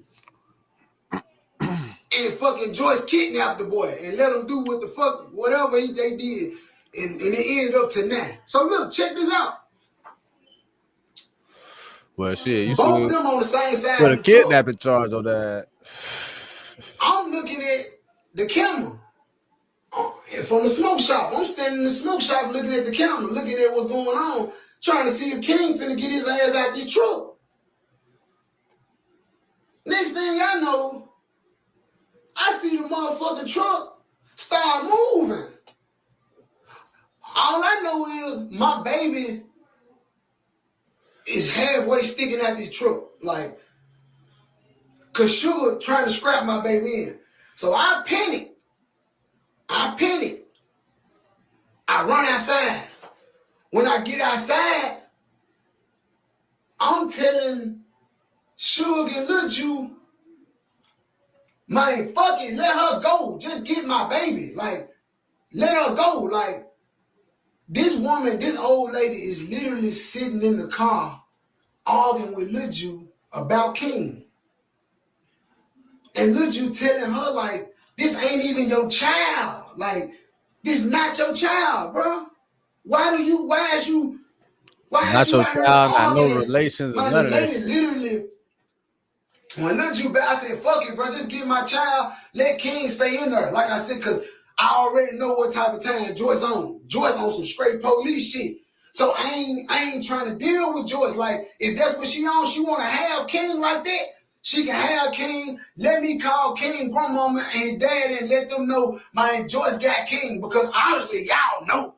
Y'all know he with Joyce. But y'all ain't telling me he with Joyce because I ain't getting y'all no money no more. Because I ain't getting motherfuckers money no more. That's what all this is about, man. All this shit is about money. It's always all That's about what this money. shit about. All this shit is All this shit always about money. All the time, bro. Excuse me. Ooh. It's always about money all the time. You see how they trying to do Shannon? You see how they trying to do Uncle Sharp? Man, that shit always about that paper, man. A bitch tried to put a jet on me. I remember that shit. I ain't gonna never forget that shit, right? And I was tripping like last night, right? And that shit was kind of, I started thinking about it. So I'm like, damn, bro. I remember telling my nigga, no, I'm straight. I don't really give a fuck about that shit. Like, I'm straight. I ain't tripping on that shit at all. But I think that shit hit me like last night. Like, damn, bro. I think that shit do kind of fuck with me a little bit. Like, cause I've been numb to a lot of shit. I've been extra on drinking it. I was extra on drinking and shit for a while and shit like that. And I had chilled out. I ain't drink shit really for like 2 weeks. I just started back drinking. I think after I started feeling that shit last night too, I was like, damn. Like, yeah, bro, I think that shit really did kind of fuck with me a little bit. Like, a nigga really deserves compensation. Like, I used to be I used to laugh at, I still laugh about it and I joke about the shit. But nah, bitch, I feel like I really deserve compensation. It's niggas around the world that deserve compensation behind that bullshit and the motherfucking effect that and the toll that shit took on niggas. Like, man, for a bitch to lie on you about some shit like that, you be involved in a jet life for like 5 years and shit, and then like find out jet ain't yours, then it's just like, you know what I'm saying? You don't get no compensation, bitch. It's been 5 years and nigga been helping take care of this motherfucking jet, bitch. I need some type of pay, but I need something to make me feel better. For real, the fuck? It's about some money. So the You're old getting lady something, bro. stopped the truck. I need something to make me feel. I get the Jonesing on her with your old fat SpongeBob SquarePants looking ass. Miss, I tell the bitch, yeah, bitch, bitch, boiled egg with legs, have looking ass, bitch. I get the going in on the bitch, yeah, bitch, upside down, oval looking ass, bitch. I get the check, I'm joning on her. So she leave. I'm thinking that that's just that. You know what I'm saying? Like, you know, she took King. I called King grandmama. I said, hey, they acted like it was cool. I took my hands off of it. I never worried about King again until my PO called me and told me the shit on the internet about King. Y'all gotta understand, bro. I done dealt with CPS twice dealing with King. I done went through some shit dealing with this nigga, man. I went through it dealing with John. Y'all don't even understand it. Y'all don't understand it. Like, don't nobody understand that part. Everybody see the bad shit from this dude. Don't nobody see you got Say Cheese all from that. They posted this shit. Bruh, nobody's never gonna see the good shit. Don't nobody give a fuck about the good shit, bro. The negative shit is what generates the interest, nigga. That's it, my boy. And you know what we gotta do? Noticing that and realizing that as niggas in this field or whatever in front of the camera and shit like that, you gotta notice that, right? You gotta turn the negative to a positive shit. Man, brain science, try to create something positive about the negative shit going on around this bitch in the world. Like, hey, create a positive impact today and later. Do that shit, capital.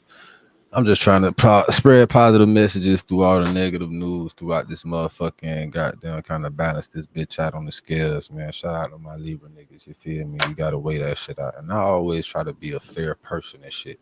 You feel me? That's why I be feeling like extra, like tried and shit when I be dealing with people that act like they don't fucking understand what the fuck I'm saying. Like, bitch, you ain't slow. You know what the fuck I'm be talking about. Don't stop trying to switch a nigga words around and do all that extra shit. Like, be on that dumbass shit for what? Be on that dumbass shit because bitches be trying to manipulate situations. You gotta recognize that shit. But and people love to try to pull you out your character too. So once you know better, that shit go better. You feel me? People say if you knew better, you do better, but that's past tense. They ain't really giving no motherfucking no. That's not a positive statement to be like, if you knew better, you do better. Like, it's kind of like talking down, like, damn, bro, yeah, you know what I'm saying? You dumb because you young, primarily. You ain't had experience to do or learn a lot of shit, and people ain't taught you shit. Look at the motherfuckers around you. A lot of young people is dumb because of the people that have them. For real. And I refuse to let that shit happen to my daughter. I swear to God. But if you know better, that shit could go better for you. You feel me? Just make sure that you know better so that shit could go better. You know what I'm saying? So you don't be thinking like, shit, if you knew better, you do better. Fuck that past tense shit, bitch. You make sure you know better so that shit go better, bro. Why y'all ain't posting these projects? Why y'all ain't posting this shit that matter? Why y'all ain't posting helping a black nigga out? You know what I'm saying? Why? I get it. Y'all gotta pay y'all bills. I respect the game. I respect the game. I respect the game. I respect the game. Y'all gotta pay y'all bills. Laugh at finesse. You know what I'm saying? I be the clown. All right. Laugh at finesse. It's all good. It's all good. I know this is what y'all want to see. So anyway, the lady went and put a charge on me, man. She went and put a misdemeanor on me, man. They charged Lil Ju. They charged me and Lil Ju. They charged me and Lil Ju. She got me and Lil Ju fucked up. The only thing that got me fucked up is one, because it's violent. They said, I'm saying, she went and told them that we told her that we'll shoot her in the face. I mean, what she said we said? Shot her in the face? Or what she say we told her we'll do to her? I can't remember. It's in the affidavit, but she said something about what we'll do to her. She's trying to say, she told the police that we said we'll shoot her in the face. Like, and that was my thing. I'm more hurt than a motherfucker lied on her. So hold on, they charging this nigga behind hearsay, because of, man, you don't get the fuck out of here. You don't get the fuck on, nigga. I don't know about that, nah. Hell nah. So somebody corroborated that story, and it had to be the youngin. Man, that's the only way I see that, bro. If that was the case, she called them people and said that shit, put it in a report, and had the jit confirm that shit or corroborate this. Man, and for them to do that, that's why jit got thrown in it. I'm gonna hurt that a motherfucker lied on me that I helped. That's what I'm fucked up about. I'm fucked up about. I can see if I actually did something to you. I can see if I actually did something to you, and then I'd be like, I brought it on myself. But ain't nobody did shit to you. And then you done went to 2-3 different. This how you know that you jealous and you bitter. King Daddy told me you went to 2-3 different precincts. The first 2 precincts did not want to do it because It's hearsay. They felt like it was a family issue going on. Right, and it's some You went bullshit. to another Ain't precinct even and sound told right. them that I was a rapper and this, that, and the third mob ties and I can that's get when you they hurt jumped and on all it. that old shit. And that's what And made because of the them name put that behind it, they charge jumped me. on that bitch. That's what did that. That's what did. My lawyer already told me the whole play. And then on top of that, to make matters worse, what? King told them too. Yup. King told them the same thing. Everything that you told them, King sat up there and told the police question King. It's in the report. The police questioned King about what happened. King told them everything, man. King told them everything that can happen and everything that been going on in my house. I ain't gonna put all that on social media, but y'all know what y'all did. Y'all told them folk, but y'all don't understand that I'm having this pay. Them lawyers gonna let me know what's going on, man. I told you. They questioned that little nigga too, and he said something. I told you. That's why his name got thrown in there. I told you. Y'all dead wrong for putting the police on me like that, bro. And I'm finna get the fuck up off here, bro. But y'all dead wrong, bro. I ain't did shit but help y'all, bro. I ain't did shit. I'm talking about when it come to everybody that I cut off, bro. Everybody that y'all don't see around me no more, I did nothing but help them folk. They just wanted more. I ain't have more to give. I ain't have more to give. Y'all want me to give a motherfucker everything, then what I'm gonna do? So now I ain't a real nigga just because I cut a motherfucker off because they greedy and they don't want to work. I ain't no real nigga because of that. I ain't no real nigga because I cut a motherfucker off because they was pillow talking about me. I'm a bitch ass nigga just because I cut a motherfucker off because they don't want to go get no money.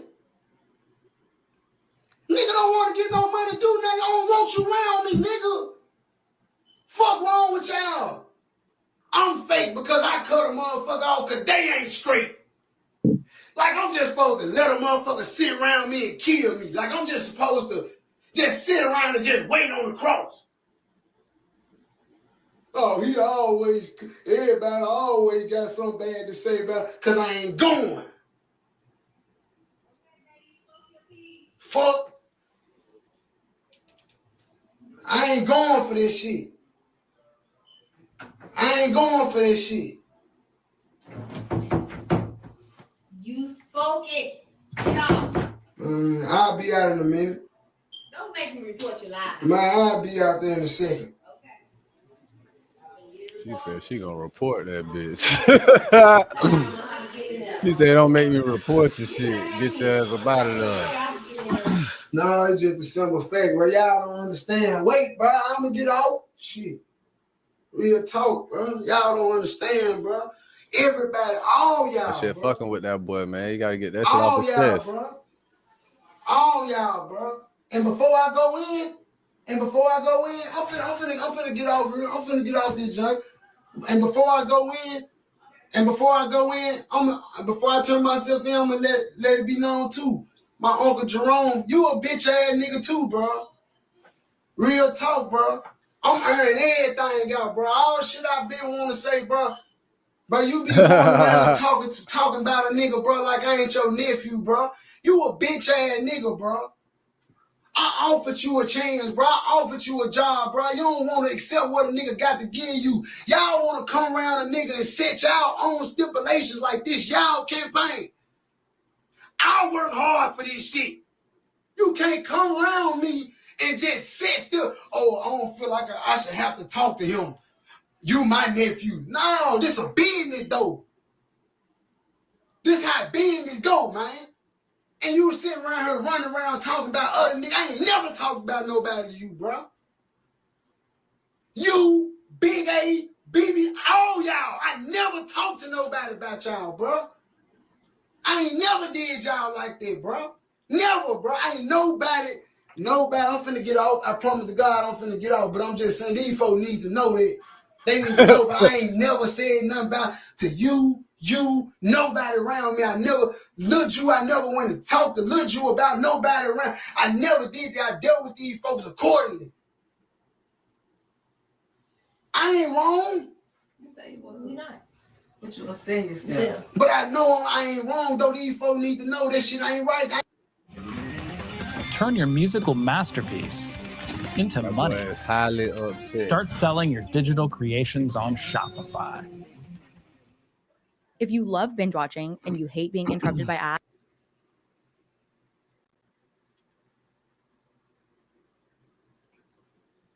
Need to know. Because I'm tired of motherfuckers running to the internet with all the false narratives, painting these pictures about me like I ain't straight. And I'm a good nigga. And they putting the word out there like I ain't never fuck with them, did nothing for them. This shit with Jerome been on my heart for a long time. I see them all in dude comments. Oh shit, don't forget what I did for him. He don't even know I see this shit. You gonna talk about me like that, and then when I see you act like you love me and embrace me and all this shit. You don't even know I see the shit. Yeah, I'm niggas too don't even old to know. be playing these fake ass games. Man, Right, I'm 33 I'm years telling old. You you, don't boy. fuck with me. Stay the fuck out my face. I feel you, my nigga. Stop acting like you fuck with me. If you don't fuck with me, let it be known. I'm cool with you. I'm cool with you letting it be known that you don't fake fuck shit, with me. boy. Quit acting like that you fuck with me and you really Feel don't. you, my nigga. That's gonna get you hurt. I feel you. That's gonna get you hurt. That If you don't real fuck shit, with me, though. you don't fuck with me, I can accept it. That real But quit shit, man. acting like you fuck with me and you don't. That real shit right there, no. I had to say that shit about Jerome, man. He dead wrong. I'm nigga. That real shit done now. All that fake ass shit, that would make a nigga what? I hate that shit with a passion. My damn self, bro. That be some puss ass shit, bro.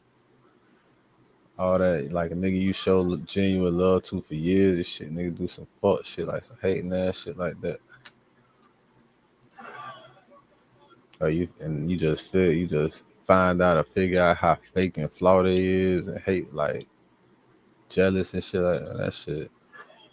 That shit'll fuck with you. Like, bitch ass nigga, you been around me this whole time and you been on some fake ass puss ass shit. Fuck nigga. And that shit'll piss you off, bro. I just did the same thing he did. Cut bitches off. Cut fuck niggas off. And snapped on people, told them how fake they was. Told them, bitch, you don't get no respect from me, fuck nigga. You gotta fight me to get your respect. I don't got no respect for no bitch ass nigga. Nigga, you got it, bitch ass niggas. I swear to God, all you fake ass fuck niggas, you fuck niggas can't even earn your respect back, nigga. You puss ass niggas too scared to fucking fight. Bitch ass niggas. Fuck, I even want to be cool with a puss ass nigga for. Niggas be sissies. Fuck, I want to be cool with a sissified ass, pussified ass fuck nigga. Fake ass, bitch ass niggas. Puss ass hoes. I don't give a fuck about none of that shit. Don't make it so bad Nick can get in that same mode just like these fake ass fuck niggas, like for real, like. But that don't even be in a nigga character. That's what brain, when they say don't get out of your character, that's what the fuck they mean. Like, don't be matching energy and stooping to fuck niggas levels and shit like that. Niggas be soft, bro. Niggas not built like you. Niggas don't know what that shit mean to be official, to be authentic. Niggas can't even be themselves at all. Niggas too busy trying to be a version of themselves that they wanted to be or pretend to be. Motherfuckers don't even have enough discipline enough to be half of them, a quarter of the motherfucker they want to be in life. Realistically. Niggas ain't got no nuts to even go after their dreams or whatever. They too busy stuck on bullshit. Letting the government or anybody else, all the papers or the TV program them and tell them what the fuck they should be doing and shit like that. Shit pathetic for real. Anyway, moving on to allegedly news. That is FINESSE2TYMES telling his story. Well, as I whoop a little ass here on 2K Sports, Home Meet TV. Hustlers on the mission every day. We're in a lit house. Whatever you do, make sure you keep the light within you shining bright. You feel me? And create a positive impact today and later. Fuck them haters. Get your paper straight like that. And never forget, real niggas do what they want to do. bitch niggas do what they can. Hoe ass niggas gonna talk about it and fuck niggas gonna hate regardless. I promise you that. So do your shit to the fullest, nigga. I don't give a fuck what they think, and you shouldn't either.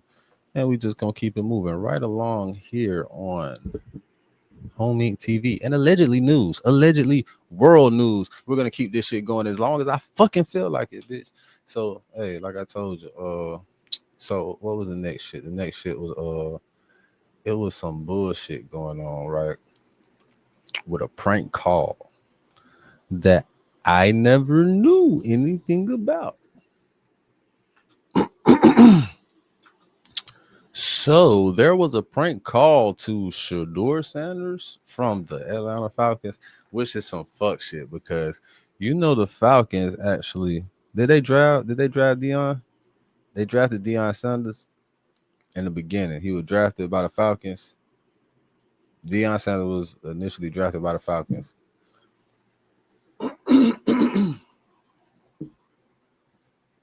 Man, we finna play this shit. What the fuck this is? Hello? You got that call. You know what's going on? Ready to go. Say it one more time for me.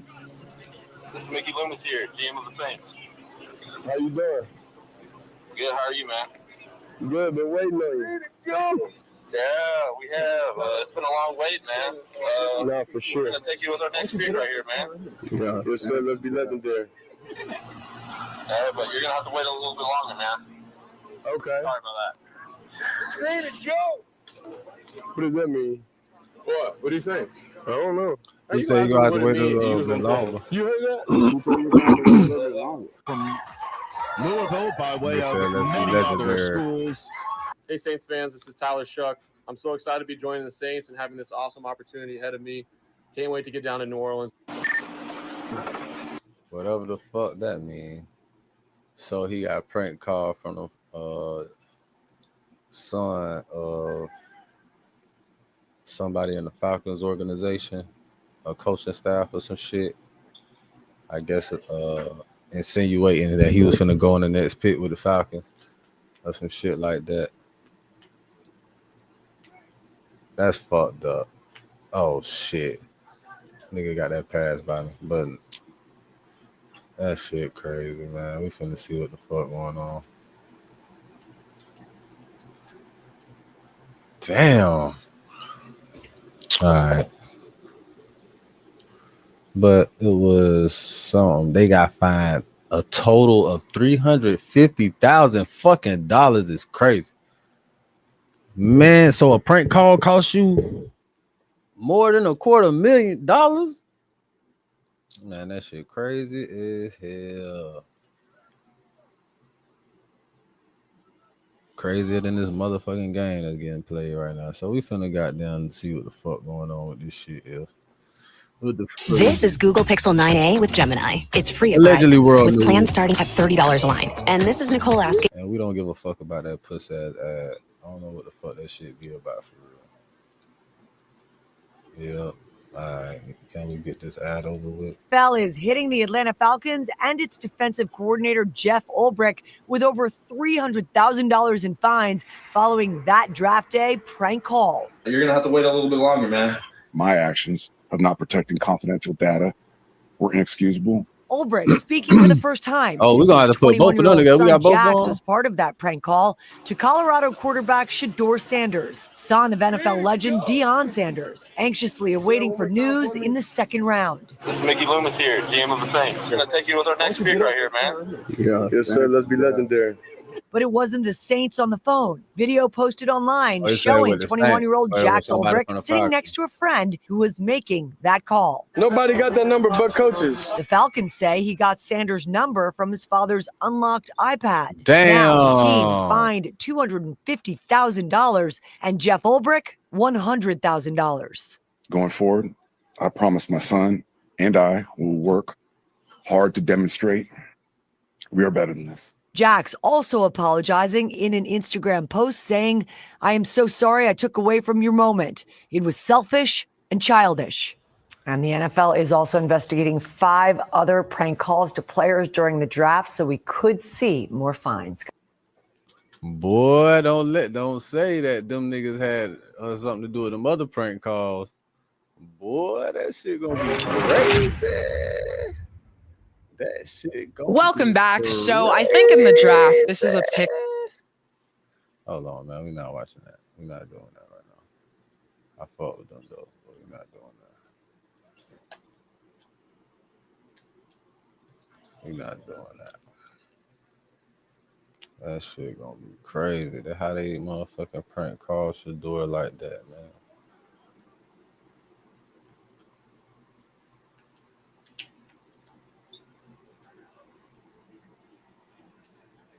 That shit retarded, man. Huge news. They prank called him with the Saints. Yeah, like he was the Saints, with the Saints organization, coach or something. And it cost him $350,000. Boy, I hope he ain't got nothing to do with no other prank call, boy, because that nigga daddy gonna fuck around how that boy missing. I wouldn't even, what? That shit crazy.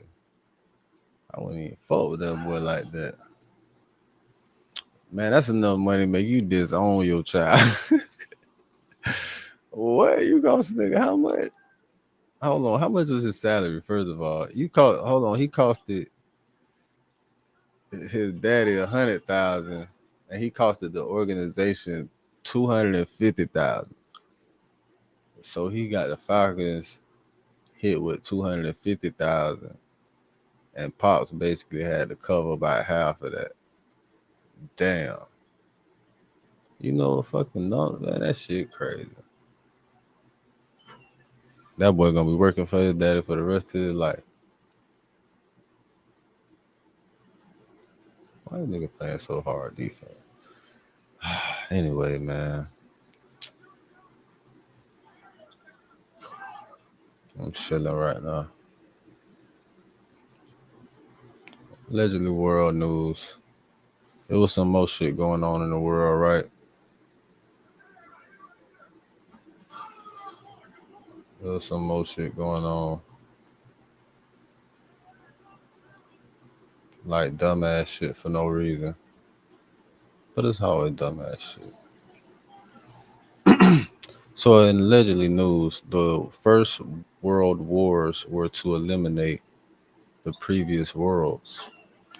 So if that's being said about how the first world wars were created, it was to create a new world.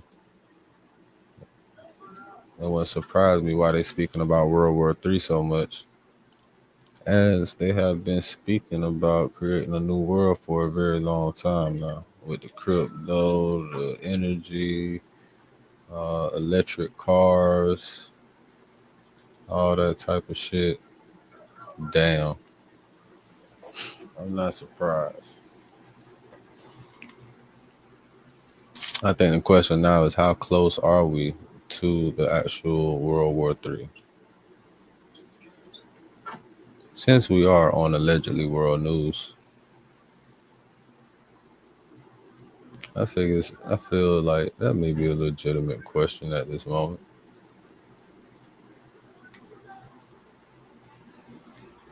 These motherfuckers feel so sorry.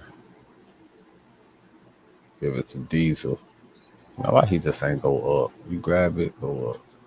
Tripping, bro.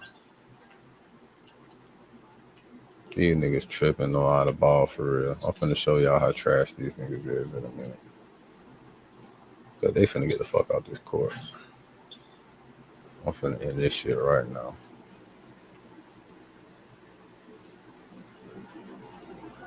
If they pass me the fucking ball, well, he made it, so I ain't tripping. All right, so allegedly world news. That was a detailed story. We just gonna recap all the shit that just went on today. So Adam 22 got into some hot water with the Crips and shit. A few members of the Crips. The original story, it said 100, but it comes out it was actually only about 40 of them niggas. Damn, I just sold. And Adam 22 banned the host that was responsible for that shit, right? Oh, he tried to end that bitch on a nigga. He got a nigga fucked up though.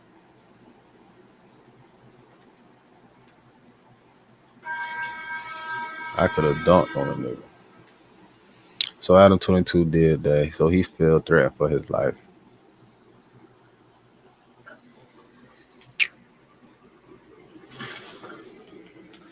And that nigga gave a detailed story to that bullshit, right? But that's why you gotta watch. You can't even watch people. You just gotta be careful, like, you know what I'm saying? Who you allow around you. Like, that's really a fucked up situation. Like, imagine being on federal probation or parole for about 3-4 years, right? You finna get off. You finna get off on federal parole in about 40 days, 45 days a month. Some bullshit go on and they put the police on you and violate your shit. Now you gotta turn yourself in based on hearsay. That's fucked up. And then not only that, the motherfucker had to go to 2-3 different police stations to actually have somebody do that shit and look into the situation because it felt like it was some family shit. And not until she said it was regarding the rapping and some shit like that. They ain't do it until you said that.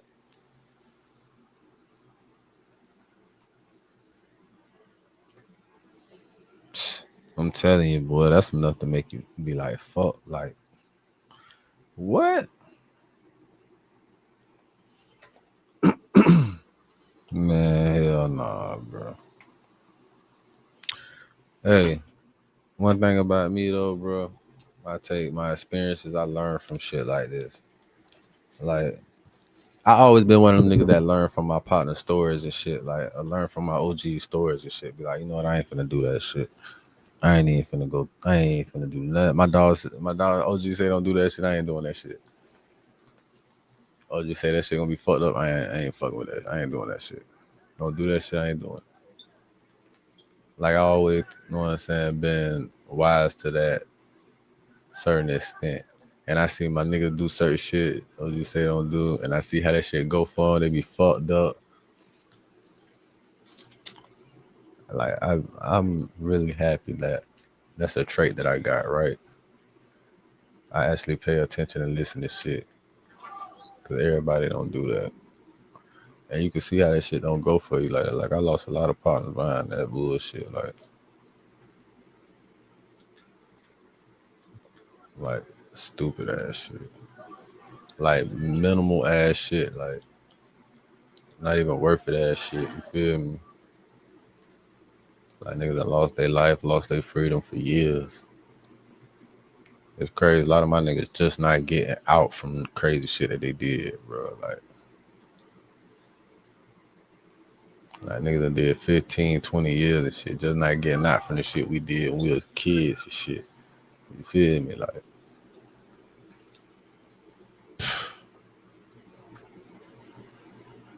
you gotta listen to the shit sometimes. You gotta learn from the experience of others sometimes, you feel me?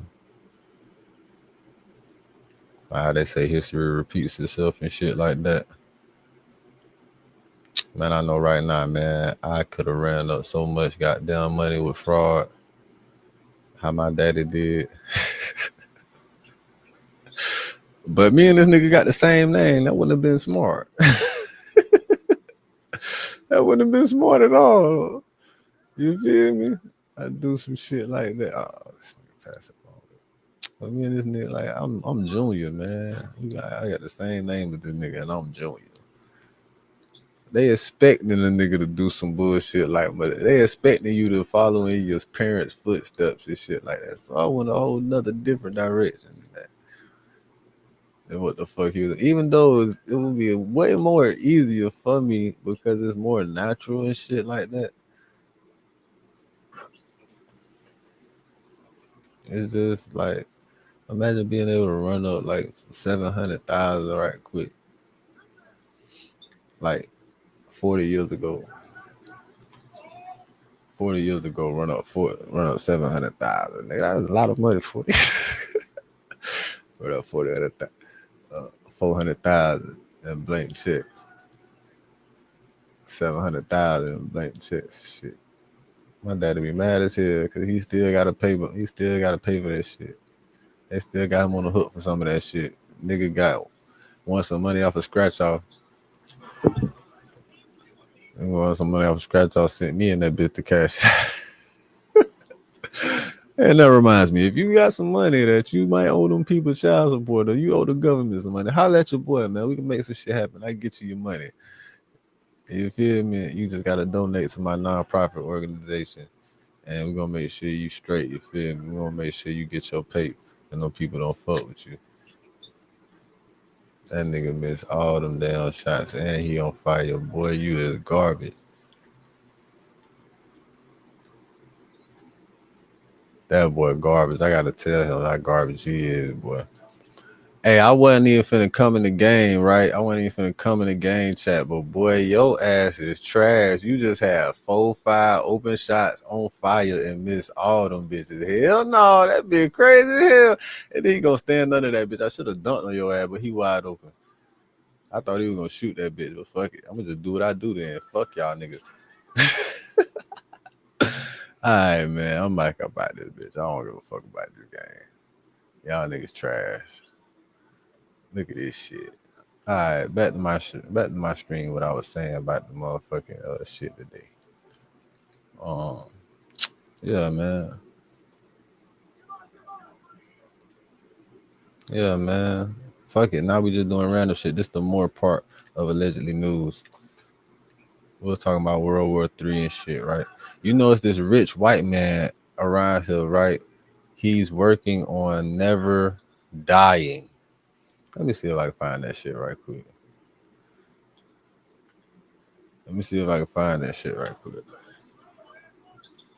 Man, this nigga think he finna win this shit, bro. These niggas ain't shit for real. These niggas really garbage. All right, man. Hold on. I should have got down did something right quick, bro.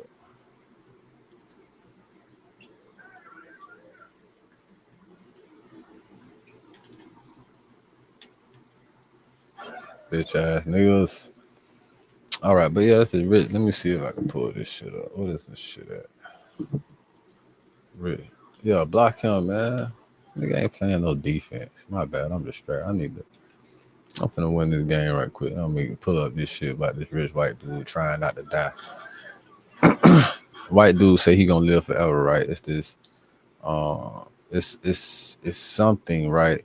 It's some natural something. And it's like the fountain of youth, right? And it produces something that will make you or keep you young and shit like that, right? Like if we have this, like we are able to stay young or even be perceived to be younger. One natural fruit is the fucking grape. They say the fountain of youth. It's in the grape. I'm gonna give me some grapes right now, matter of fact. But it's this rich ass white dude trying not to die. What the fuck is the name of this shit?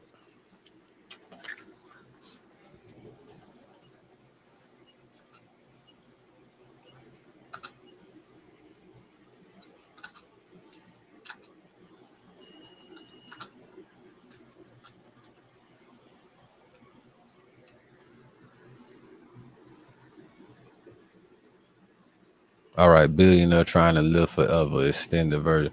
All right, so this some shit that was put out. Is this shit on Netflix? Don't Die. So it's some shit on Netflix called Don't Die. The man who wants to live forever. This is a trailer on Netflix about this nigga. I never knew. I don't fuck with Netflix because the bitch that had Netflix and wanted to watch the bullshit and be consumed by all the bullshit is away from me. Thank God that bitch is gone. All right. So this nigga here, the man who spends $2 million a year to live forever. So to live forever it costs you about $2 million a year just to live forever. Well, with the price of inflation, it may go up. But as of now, the cost of living forever is about $2 million, nigga. That's what this shit say right here. Oh, y'all can't see this? Let me see something. Y'all can't see it because I ain't showed this shit. It say it right there, nigga. Oh, hold on. Y'all can't see it because it's too small. Hold on. See? It say it right there, 2 million, whatever, pounds, which is not 2 million American dollars, but where the fuck is the dollar? They say the dollar is plummeting. Can someone confirm that news? We'll figure it out later. Yeah, man, I'm just getting in my swing this shit, man. The only objective we have is don't die. Meet Brian Johnson, a 45-year-old tech entrepreneur from Utah, who is biologically younger than most of the people watching this video. He has become the most measured person in human history to prove one thing, that death is not inevitable. Not only is he optimizing his health in every way possible, he's also providing all of this information for free. So in this video, you will find out ways to live longer. But before that shit fucked up, right? To do some shit, he don't look that much younger. Like, how old is he, first of all? Because this should be the experiment. This is the test right here, right? This should be the test. This should be the test right here. Everybody guess this motherfucker age. Guess what his real age would be from based on this picture. Just looking at his ass. I guess he's standing next to his son. All right, his son probably what, 23-ish in between, I say around there. I get it that. I get it from 25, 22, some shit like that. I don't know, man. I don't really be trying to look at niggas guess their age, bro. I be like, but this nigga here, this nigga here, man. Let's analyze this nigga here.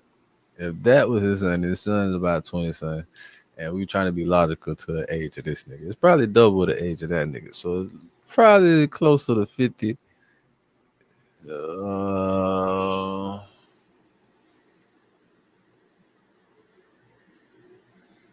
If that shit working like he say it is, he looks like he's about 50. That nigga's probably about 60 or something. If it's probably working how they're making this shit seem. But based off of the picture, what this nigga look like, I'm gonna give him 52 or some shit. Just based off of his face and his neck.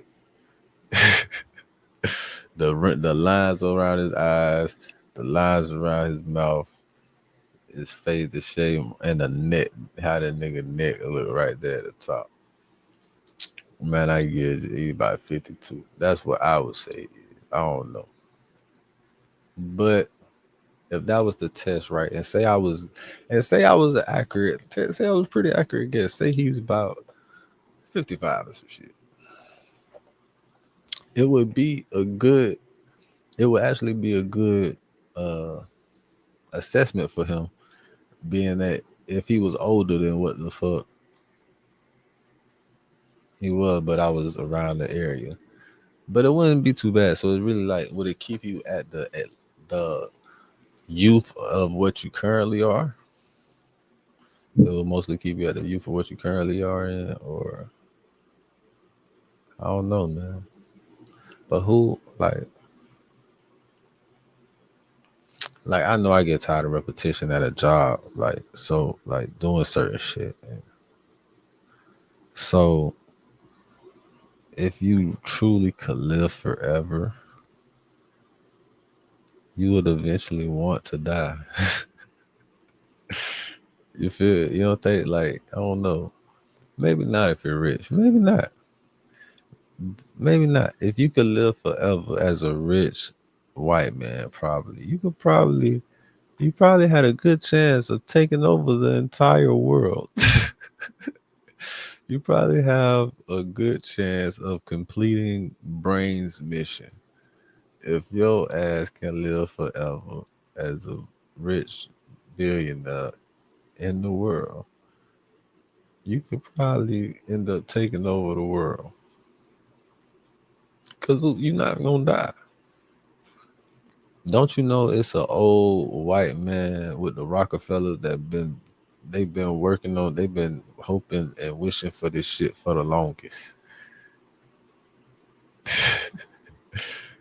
I'm telling you, bro. He is probably a product of them. He's probably a descendant. Because he's a young billionaire. He probably a descendant. This has probably been a lifelong mission of some specific individuals. And they're probably that close to this shit. Before we get into how Brian Johnson plans to live forever, including his personalized exercise regime, a meticulously designed diet, hundreds of supplements, breakthrough therapies, a team of 30 doctors, and so much more. Hold on, man. What the fuck was that shit what the fuck was that shit that he was laying with his head in, bro? We not finna act like we didn't see this shit. What the fuck was the Christmas light surrounding the nigga head, bro? What does that add? What is that? Is that a small portion of the LeBron machine that we seen? Or is that like a extensive version that's just for the brain? Like you know how I don't know. Like do LeBron got the cheaper version of the super size version that you got? You don't need to put that shit around your head. I don't know. We gotta goddamn look back at this shit because I don't know what the fuck that was I just saw. Y'all just seen that shit? Life exercise regime, a meticulously designed diet, hundreds of supplements, breakthrough what? Therapies. Therapy. So this is supposed to be a part of some therapy. Is this the therapy they saying niggas need? Huh? What the fuck is that shit doing to niggas' brains when they therapy? Is it wiping away niggas' memories or feelings or something? If it's doing that, then yes, I may need that. Can I have that type of therapy? Where is that therapy at? Can I get some goddamn Men in Black therapy to erase some shit out my memory? Like I just wanna become a whole new just I want to get amnesia a little bit like Cassidy did. I feel like I do. I feel like fuck it. Like if I woke up today, or if if I woke up tomorrow, right? I didn't know where I was at, and I just know I woke up in the bed and shit, and I was surrounded by all this shit, and I don't know what the fuck to do with it or what I was doing with it, and I'm just in a fucking house.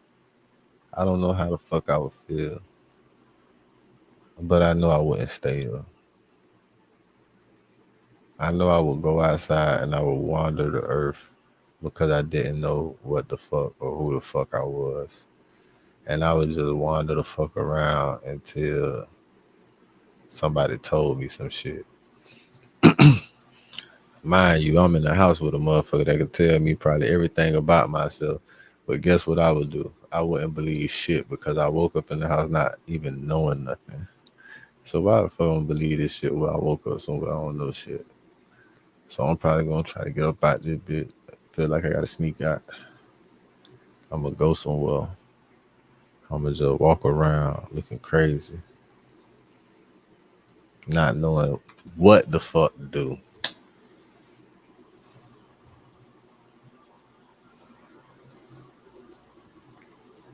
But that's why they say ignorance is bliss. Like that's where you could probably be your happiest at. No cares for shit. Cause you ain't got nothing to know about. You don't even know about shit to give a fuck about shit. Like that's I think the level I want to be at.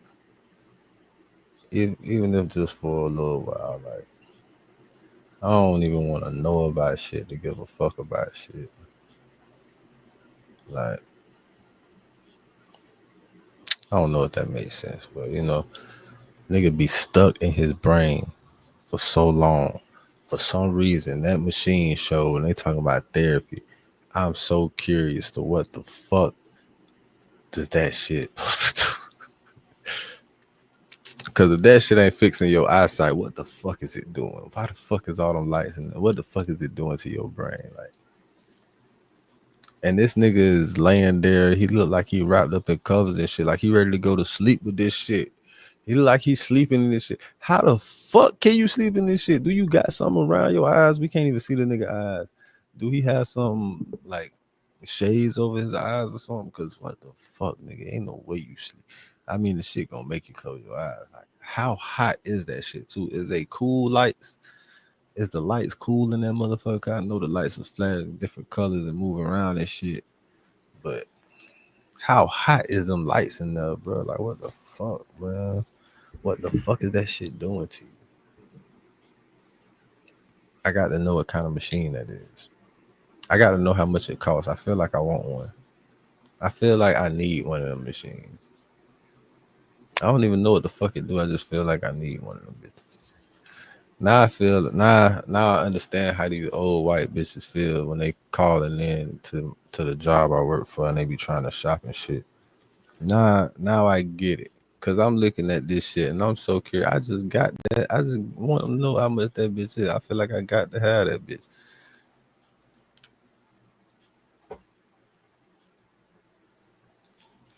I just started this shit and we stuck right here because I'm actually mesmerized by what the fuck kind of device is this. This nigga put his head in a little mini lampshade and shit and got all these lights. Oh shit.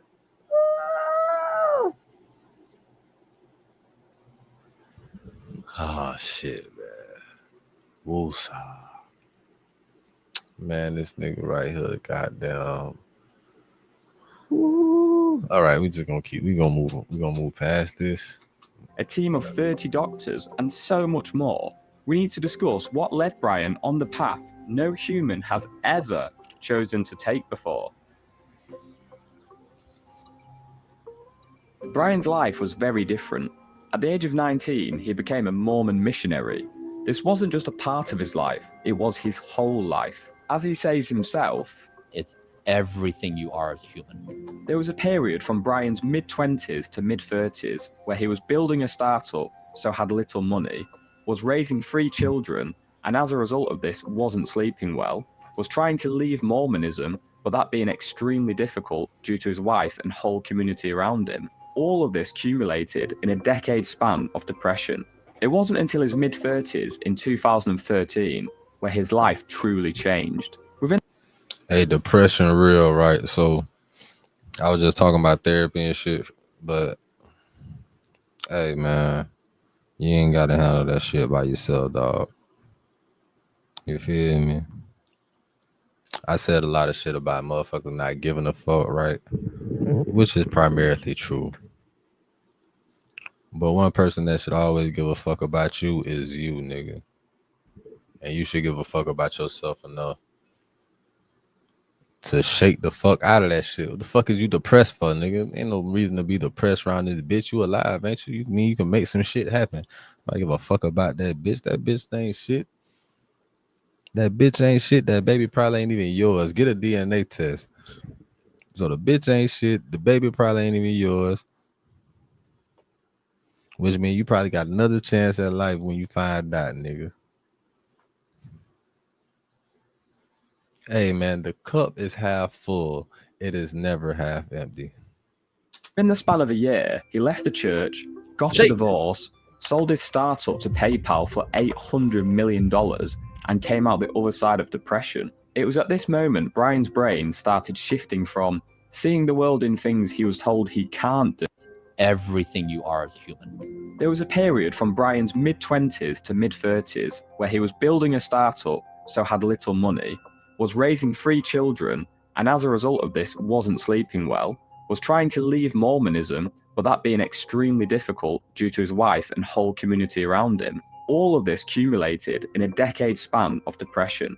It wasn't until his mid-30s in 2013 where his life truly changed. Within the span of a year, he left the church, got a divorce, sold his startup to PayPal for $800 million, and came out the other side of depression. It was at this moment Brian's brain started shifting from seeing the world in things he was told he can't do to now things he can do, and he wanted to make a difference. That's a very brief summary of the path which led Brian to create Blueprint, the ultimate guide for human survival.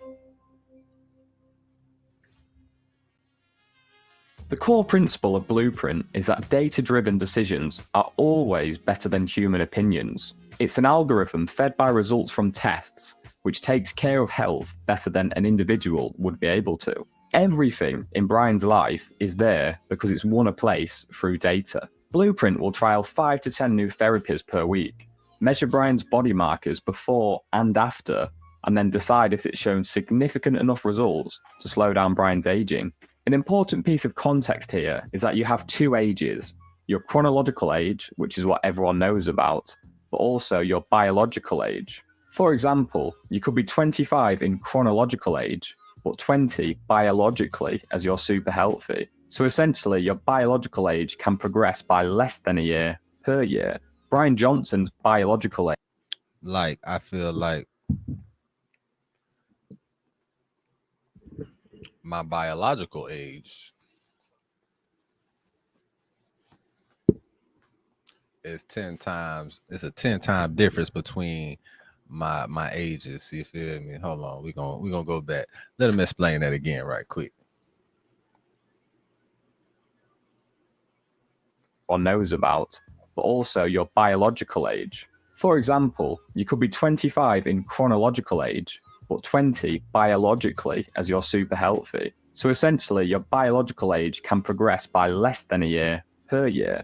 Brian Johnson's biological age is progressing at 0.69 years per year.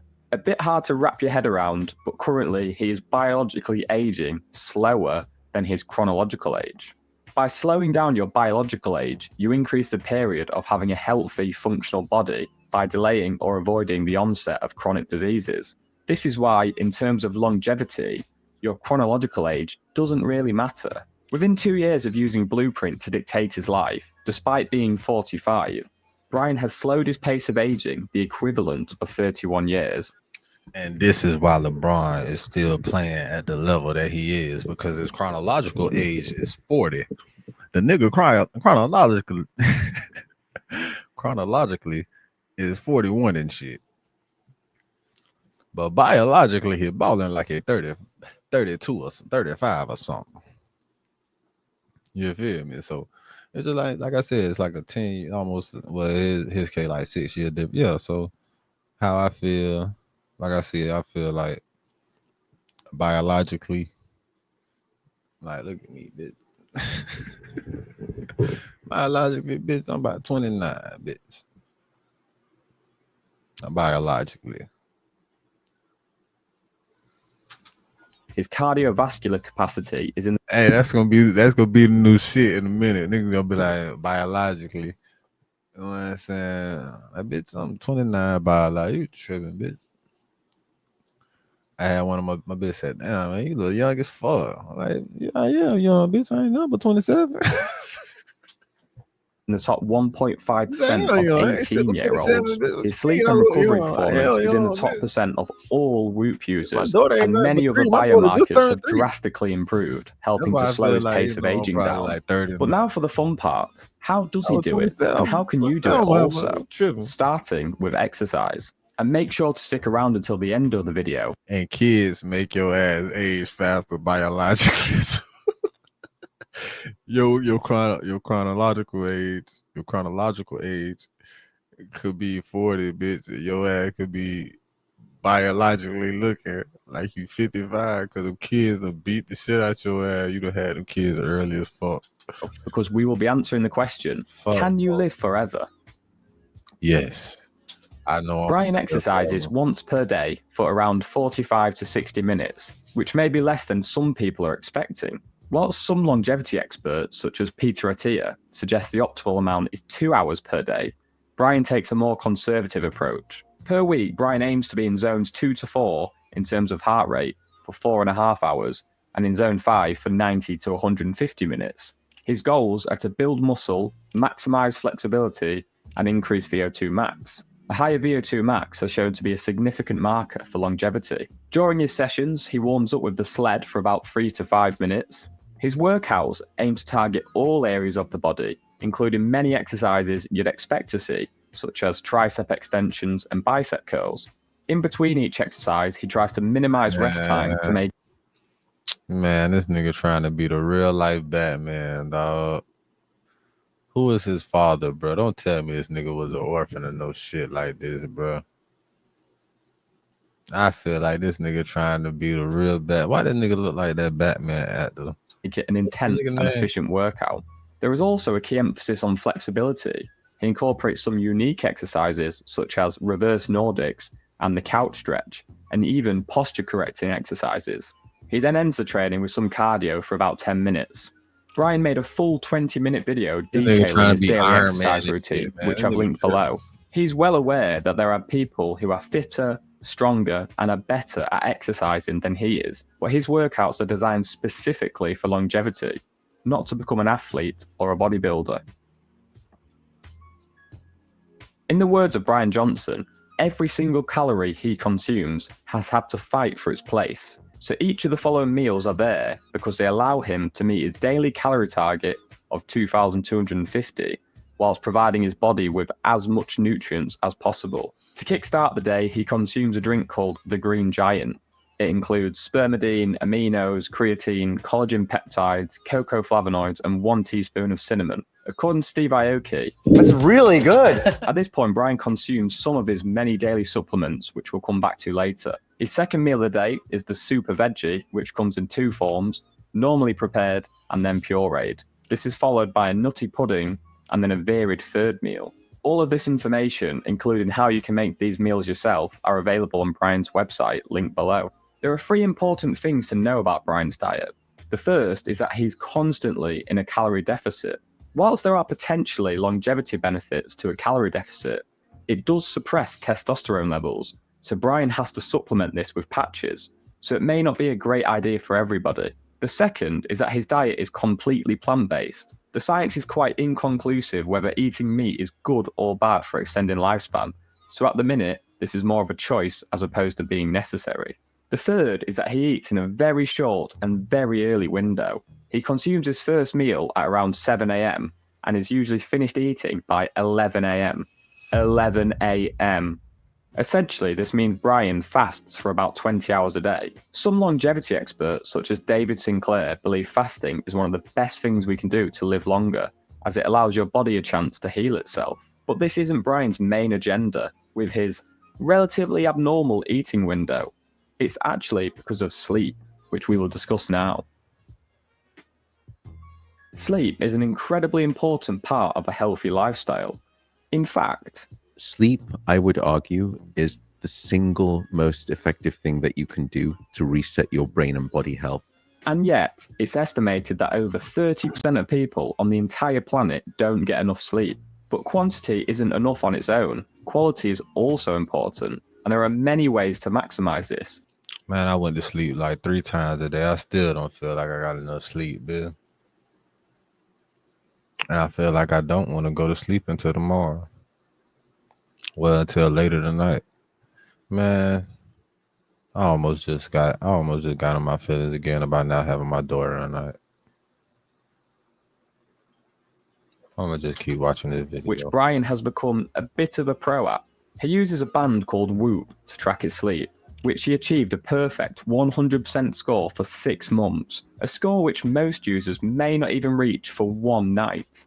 So how does he do it? As mentioned earlier, Brian has a pretty small food window, finishing at 11 AM, meaning by the time he goes to sleep, he won't have eaten for nearly 10 hours. Food has to be broken down by the body, so eating late can have a pretty negative effect on how well and how deep you sleep. So because Brian eats super early, this isn't a problem for him. The following are some, but not all, of the steps Brian takes before bed. Again, he's made a full video on this, which I'll link below, but here's some of the stuff it includes. He takes a melatonin supplement, which increases sleep opportunity signals in the brain, heart rate variability therapy, which emits an electronical current to the vagus nerve, a vibrating device called ITIA 100, which aims to improve his tear duct fluid production, Skull Candy headphones for audio cardio, which is specific sounds attempting to improve his hearing as he has slight hair loss from shooting guns as a kid, listening to theta waves, which there are many free videos to listen to on YouTube. Brian claims that the first time he trialed listening to theta waves, he had a guess round and it made them instantly tired. He has a skincare routine, which includes a CeraVe wash, multiple creams, topped with a peptide serum, an oral care routine, which isn't limited to just brushing his teeth. He also water flosses and rinses his mouth with tea tree oil. Oral health is often an underlooked part of overall health. There are multiple studies showing the potential links that bad oral health can have on the brain, body, and heart. Specifically, gum disease from not flossing can be very detrimental and even lead to Alzheimer's. Brian has managed to reverse his oral health by 20 years and even has a lower plaque index than his 17-year-old son. He has apps such as Flux installed on his electronic devices, which reduces blue light emissions, and he also uses blue light blocking glasses. Then finally, at around 7 PM before bed, he spends an hour with his son Talmage, where they read books, catch up on high school, and talk about the future. He says this is one of the best hours of his day. The bedroom itself is a very controlled environment. It's permanently blacked out, the mattress is temperature controlled, and is made by a company called 8 Sleep.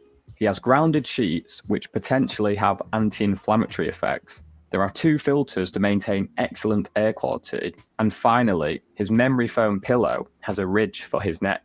On top of all this, Brian never touches alcohol, of which just 1 glass of wine can disrupt sleep quality greatly. For people looking to improve their sleep, the most important thing is routine. Whilst all the other things listed help, the main takeaway is that Brian does all of these things before bed every day.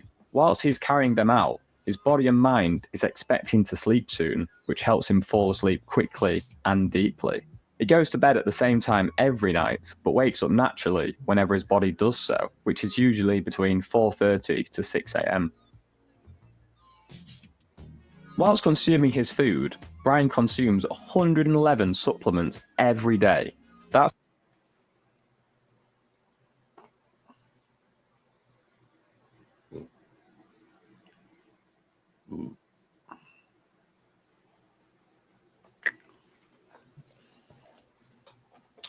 a 100 and what? A day? Man, if it take that shit to live forever, bitch, I don't want to. Bruh, you gotta, what? That shit don't even look, that shit don't even sound healthy. Look at that shit, that shit don't even look like this on top of the food that you eat. Hold on, bro. How much? How many? 111 supplements every day. 111 of those pills every day. Nigga taking more pills than grandma taking a motherfucking month. This nigga say he taking 111 pills a day. Nigga taking more pills than your grandma taking a whole fucking 2 months. This nigga say he taking 100.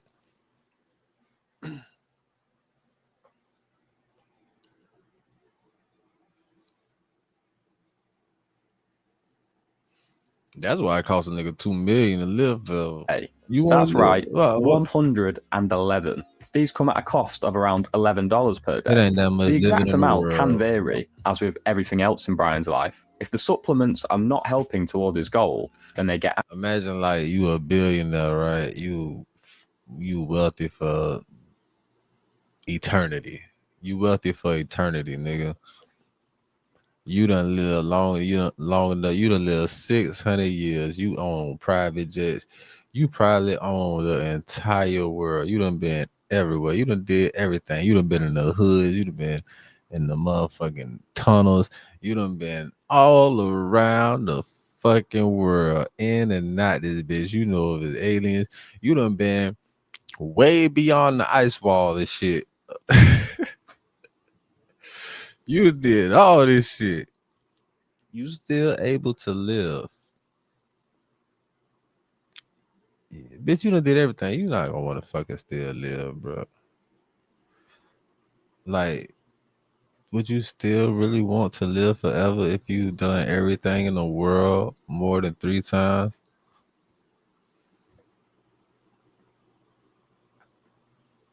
And everybody you ever loved or came up with is dead and gone. You just right here with new weird ass people and like,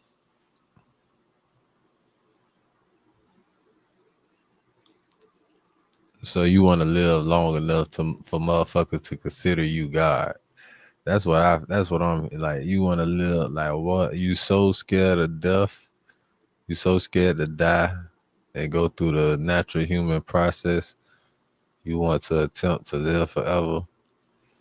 Or are you carrying out the wishes of, you know what I'm saying, somebody in the family? This could have been a family study or some shit, like, you know what I'm saying, passed down from generation to generation to generation to generation. And this nigga the one closest to it, taking 111 pills a day. Nigga taking more motherfucking pills than granddaddy to stay alive. Ain't that a bitch? This nigga ain't never goddamn 50, son. He can't be more than 50, son. They say his son was 17. Acts. He splits the consumption of them can't and be has a more than team that 40, helps to son. organize them into metal tins every 2 weeks. I'm not going to break down every supplement Brian He's takes, around my but he's age. made a video talking about a few in detail. Brian, Why I take 100 plus pills every day?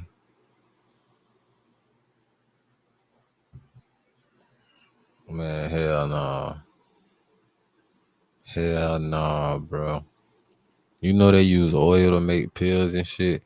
You know there's so many other natural resources and natural shit that you could like eat, and you can mix that shit as a food yourself, like really, cause to consume that shit versus just a pill. Like pills are oil based. Like it was what the fuck I was saying, they was talking about how the oil industry needed to get rid of all this oil, and they introduced it to the pharmaceutical industry on how the motherfucker produce pills. acknowledges that you don't need to take 100 supplements per day to be healthy, but he's trying to be at the frontier of age rejuvenation, so he's taking some more risks. There's a drug called rapamycin, which potentially has longevity aiding effects, but as the research isn't bulletproof or even evident in humans yet, people in their 20s and 30s may want to wait, but people in their 50s and 60s may be more risk averse as they don't have as much time to wait for clinical trials. Everything we've discussed so far can be used by anyone to improve their health and lifespan. There's quite a low barrier when you're trying to incorporate more exercise, better eating, quality sleep, or even supplements into your daily routine. There are some things that Brian is trying, however, which are not as easily available. Brian went pretty viral for one of the breakthrough therapies he trialed. Imagine you go through all this shit to live forever and a nigga kill your ass. Like you go through all this shit to live forever. Like, yeah, I finally figured it out. I never die. Nobody ever has to die ever again. And then, pow, you're fucking dead. Right after you figured it out. That's a fucked up ending to a movie, ain't it?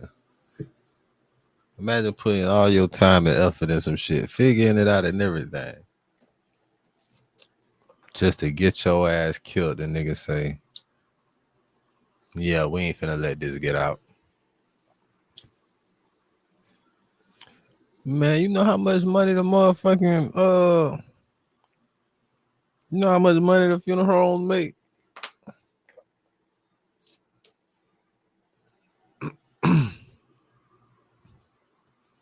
Man, I know the government getting some money off of all these funerals, just like they getting some money off of all these prisoners. Man, this shit fucked up out here for real. You know, it's a I'm not getting into that right now. We talking about living forever. We gonna create a positive impact today and later. I will live forever through this shit right here. You know what I'm saying? You will live forever through your kids and shit like that. You know what I'm saying? But actually trying to live forever, nigga. Don't be no fucking zombie out here. This is probably what they talking about when they say zombie. When he swapped plasma They were with talking his about son. having The zombies reasoning around behind this this was due to a mouse study where the older mouse became a clinically bunch of younger and undead receiving the bitches younger around this plasma. motherfucker that should People have been criticised dead. him for a mountain of different reasons, with one being that it's cruel to put his 17-year-old son through such an experiment, when in reality, his son was excited at the prospect of potentially extending his father and grandfather's lifespan. Whilst he said the experiment was a great bonding experience for his family, unfortunately for him, it didn't have any noticeable effect, as you can see by this tweet, and therefore he discontinued any further exchanges. Red light therapy is something Brian Johnson has also experimented with. He has a custom-made rig at home, which he can stand in between. According to the Cleveland Clinical, red light therapy has shown promise in treating wrinkles, redness, acne, scars, and other signs of aging. What about a machine which is the equivalent of 20,000 sit-ups in 30 minutes? Well, Brian has one of them as well. One of the more affordable therapies Brian is trying is a light box in the morning. Man, niggas cheating. Niggas say 20,000 sit-ups and 20,000 sit-ups in 30 minutes. What? See, man, you niggas can't be, you don't be getting all bent out of shape, man. You know what I'm saying? Some of these niggas' muscles is cosmetic, man. Like, for real, like, how the fuck the big buff ass nigga can't pick up 2 hoes, but Lil Woody get on the 20v1 and pick up the 2 hoes right with him in front of him? Man, that shit crazy, man. Niggas be having BBLs in their muscles and shit, and having machines give them motherfucking abs and shit. These motherfuckers don't put in the real work to get them results that they get sometimes. Sometimes they just got the money. Has shown promise in treating wrinkles, redness, acne, scars, and other signs of aging. What about a machine which is the equivalent of 20,000 sit-ups in 30 minutes? Well, Brian has one of them as well. One of the more affordable therapies Brian is trying. 20,000 sit-ups in 30 minutes. You know how fucking fast you gotta do some fucking sit-ups in 30 minutes to get to 20,000, bruh. Nigga, to get to 1,000. You know how fucking fast you gotta do some sit-ups and continuous. You know how sore, you know how fucked up 20,000. I don't think they understand, bro. I don't think they understand, bro.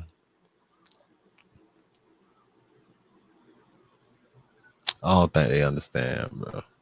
Now, a fat bitch that probably tried to do a sit-up before it couldn't achieve it probably understand, but they can't grasp how much, like, you know how fucking, like, how many 20,000 is, bro.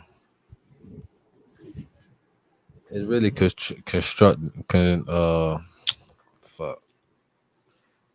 it's really contracting your muscles that amount of times. That's what it's saying. Amount of times is 20,000 push, 20,000 sit-ups would give you.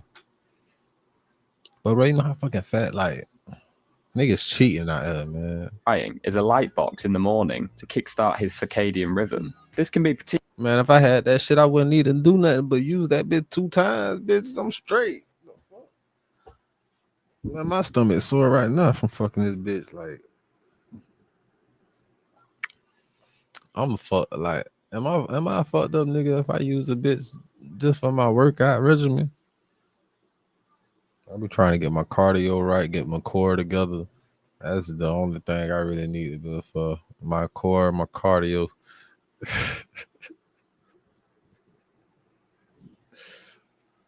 Particularly useful for people who live in countries with less sunlight. Inside Brian's house, he also has a range of medical devices which can measure anything from his skin age to eye health to lung capacity.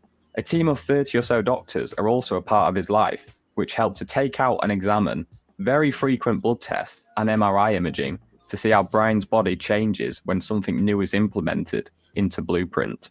Evidently, most of these therapies are out of reach for most human beings, whether that be due to cost, accessibility, or time, or even a combination of all three. But that doesn't mean Brian Johnson should be hated for trying them.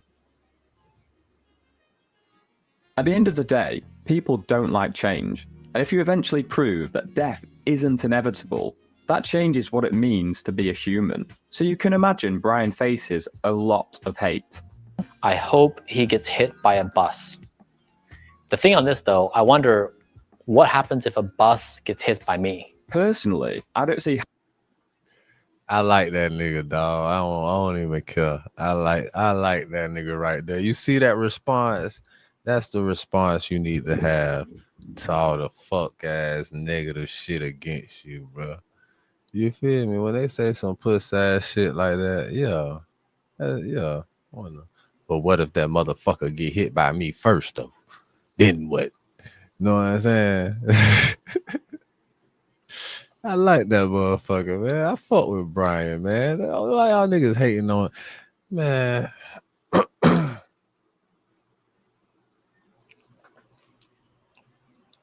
They often say, or it's often what's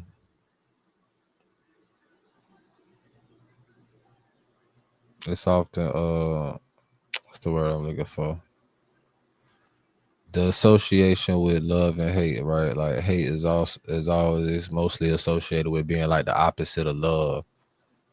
But love and hate is like one and the same emotion. Like the opposite of love is actually nothing. Like the opposite of love is actually like no feelings towards anything. Like, because if love is actually real, love is the emotion of you caring for somebody deeply. Pretty much, right? Hate is really just a parallel of that emotion, not really the opposite.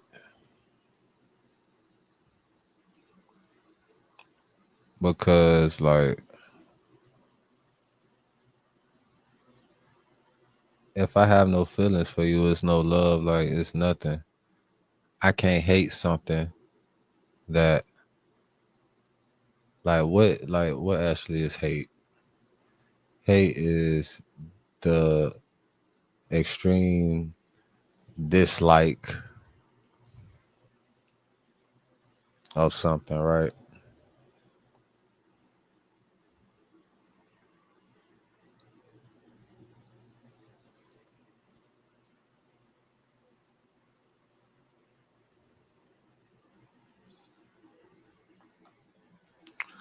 But majority of the time, the shit that you hate is something that you love or something that is attached to you. It's something apart. It's something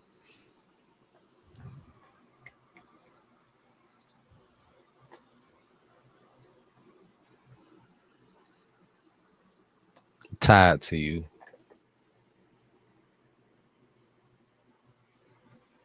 Yeah, man.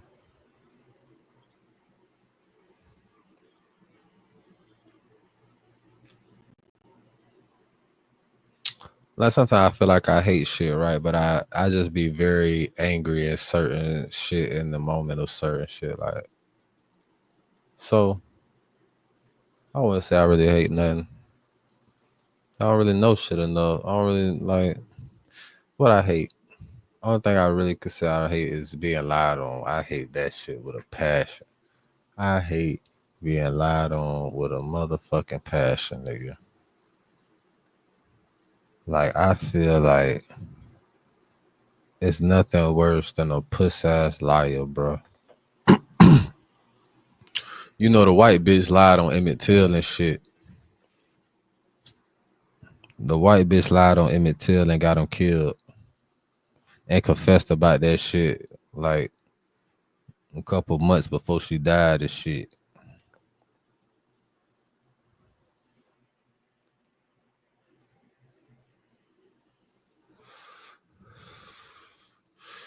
It's fucked up people in the world. That's just one part of history that motherfucker know about, right? Imagine all the shit that's going on with people in the world.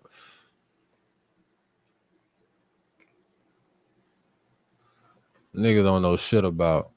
Niggas the motherfucking got murdered behind shit, and they ain't had no chance to confess to nothing.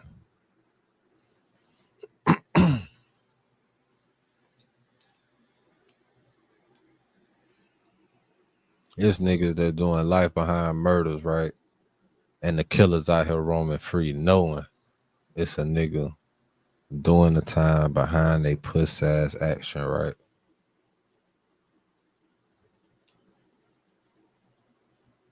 Nigga ain't finna tell them this what, and don't let it be the nigga. Don't let it be the nigga. Op or somebody nigga don't like. What? They call that a 2 for 1. He going like, oh, that's a 2 for 1 then. Oh, I got Buddy up out the way, and they put it on Buddy. They put it on him too. Not only did they put it on him, that boy got convicted of that shit.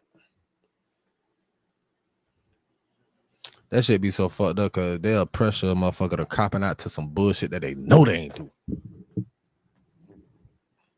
You talk about brainwashing the fear of this shit that niggas that got a hold on niggas. Imagine a nigga confessing to some shit that he know he ain't do just because of what the fuck they was trying to give him. Man, they say, look, bro, you confess to this shit, we'll give you goddamn 12, 13. You got a possibility of parole. But if you fight this shit and you lose, nigga, you gonna do every bit of 122 years. Nigga, like 122 years? So if I confess and say I did some shit that I didn't do, so y'all could give me 12, 13. Y'all give me 12, 13. But if I fight this shit and y'all railroad me and I lose and I know I ain't do this shit, but I took it to the door because I know in my heart, like, man, I ain't do this shit. I go to the door and y'all give me 122, 106. I know a nigga just got sent up for 106. 106.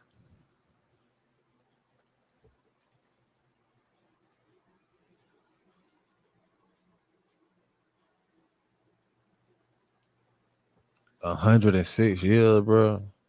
That's why niggas be motherfucking copping out and saying shit like and confessing this shit. They ain't have shit to do with nothing. And ignorant ass people be on here like, well, why would you cop out to a plea if you didn't do it? Why would you plead this if you didn't have anything to do with it? Bitch, you don't know shit about the system. If you not a nigga in America, shut the fuck up. If you got white privilege, shut the fuck up. You don't know shit about this motherfucking shit, how it really go. If you ain't never had bitches lie on you, try to plant you or put you in some fucked up positions, you ain't even did shit to nobody. Shut the fuck up. The fuck is you talking about? I hate when people be saying stupid shit like that. Like, well, why didn't he just comply? What the fuck you mean? Human being with rights, bitch. Ain't gotta comply to shit. Fuck you mean just comply? Just be a fucking slave. Just be a bitch made ass nigga. Just let people control you because of they say they supposed to be somebody of an authority figure. Shut the fuck up. Bitches be ignorant as fuck. You stand for some. If you don't stand for something, you're gonna fall for anything. If you can't find something to live for, you need to find something to die for, bitch. If you ain't gonna find nothing to die for, just live your motherfucking life in fear, bitch. If you're gonna be scared. And just put up with all the bullshit they give you, nigga. That's it. Shit, what the fuck? That shit be blowing me though. Nigga get 100 years. A nigga get 100 years for some bullshit because of a bitch lied on them.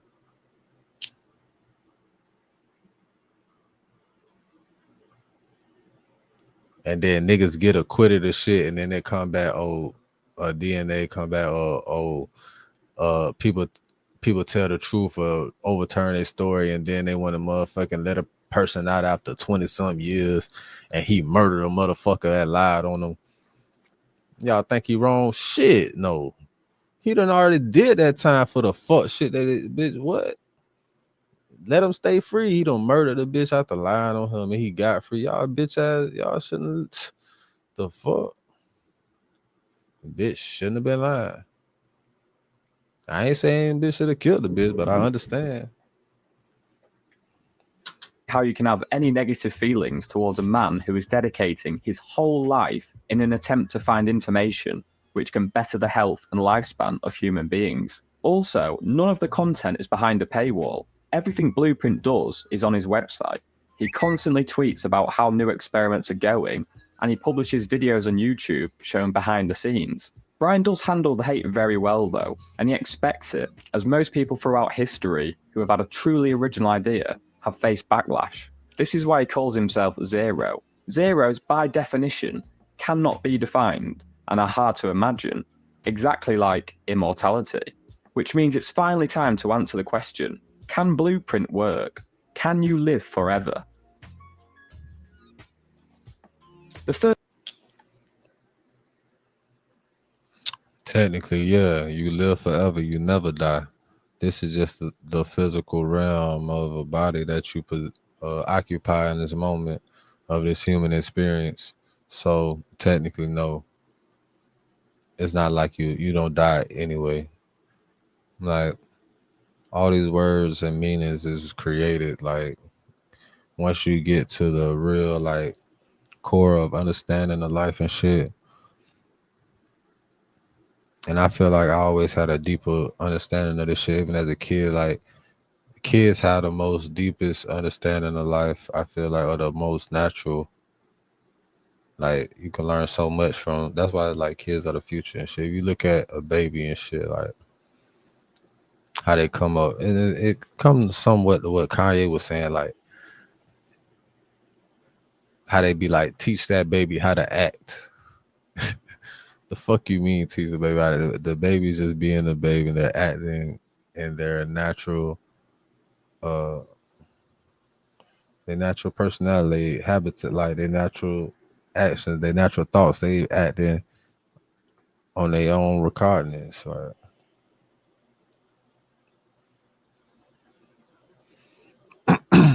but when you start teaching the baby how to act, you're conforming them to society and how society actually wants them to behave.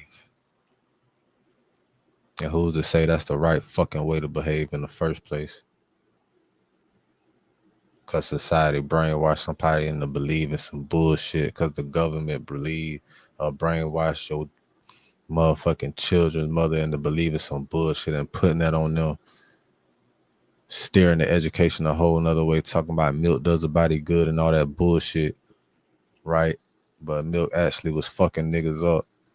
The whole breakfast campaign was actually made Americans fatter, like more fucked up. It's the reason a lot of bitches overweight, obese out here and on the verge of obesity, diabetes, and all this disease and shit, hypertension. Like, your government, bro. The reason why it's not universal health care, is really mainly because of the racism in America, because they don't want niggas to have universal health care. And they felt like they would always have the money to pay for this shit. But how this shit going on now, it's like,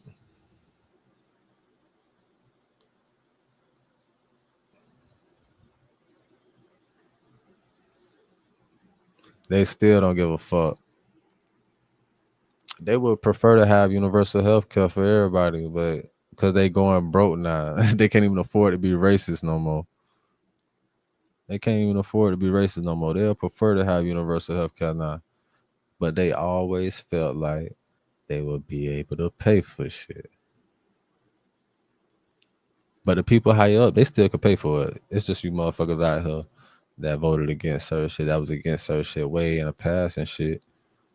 Against shit for grandma and niggas such as myself or my ancestors.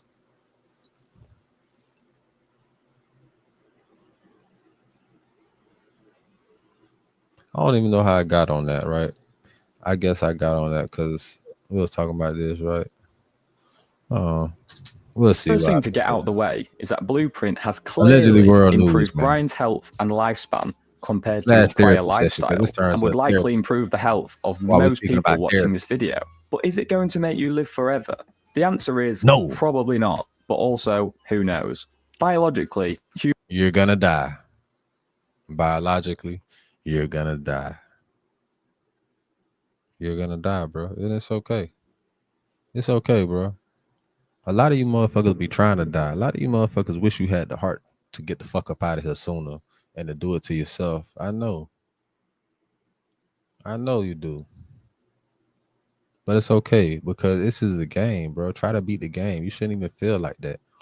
Treat this shit like a game. Try to beat the fucking game. It's shit out here trying to kill you anyway. The government trying to kill you anyway. The bitches out here lying on you trying to kill you anyway. Set you up and kill you anyway. Fuck niggas, your fake friends out here hating on you, plotting on you, trying to kill you anyway. Nigga, beat the game. Try to survive and beat the motherfucking game, nigga. Niggas be out here feeling suicidal for some bullshit when, nigga, the world trying to kill you anyway. If you really feel suicidal, just take your ass out in the world and don't defend yourself. I guarantee you'll be dead in under 24 hours. Just take your ass out there in the world and not give a fuck about yourself. Just take your ass out there. Just take your ass out there bullshit, nigga. Take your ass out there in front of a group of cops and pull a knife out. And see if they be like, man, damn, maybe this nigga got some mental problems. Let's goddamn Baker at him. Let's safely take him into custody. Let's see if they be like, let's safely take him into custody and get him some help. Let's see if they do that. Let's see if they shoot the shit out your stupid ass. I'm willing to bet 10 times out of 10 they gonna shoot the shit out your stupid ass. Unless you get a real caring female cop. Humans seem to be engineered to live to a maximum lifespan of around 120. And that's if you treat your body very well, or win the gene lottery, and avoid all major causes of death, such as cancer and heart disease. Most people don't make it past 8. Cancer, heart disease, car accidents, hating ass bitches, hating ass niggas, the poverty rate, poverty areas, shit. Plane crashes, helicopter crashes, shit. Stay away from boats, cruise ships,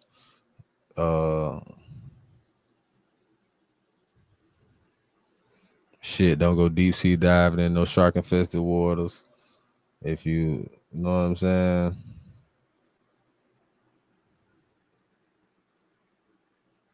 Shit. Don't eat all this poisonous ass food. There's a lot of shit. Yeah, all that. This is a lot more shit. I'm drawing a blank right now. It's getting late. But fuck it, we stream. 80. However, it's not all doom and gloom. There is a popular word in the longevity scene, coined by Aubrey de Grey, called longevity escape velocity. It's a point in the future where medical technology advances at such a rate that it can extend human lifespan for more than a year for each year that passes. So essentially, you don't need to live long enough for a magic pill to arrive which makes you live forever. You just need to live long enough that technology advancements outpace you. There are animals with Right. That's all they saying, bro. You just gotta goddamn slow down your biological clock. Like, hey, you know what I'm saying? If you really wanna live forever, it's probably gonna be possible to make that shit happen in the next 15 years. When niggas like this, he's definitely on the job. But if it took to take 111 supplements a day to do that, bro.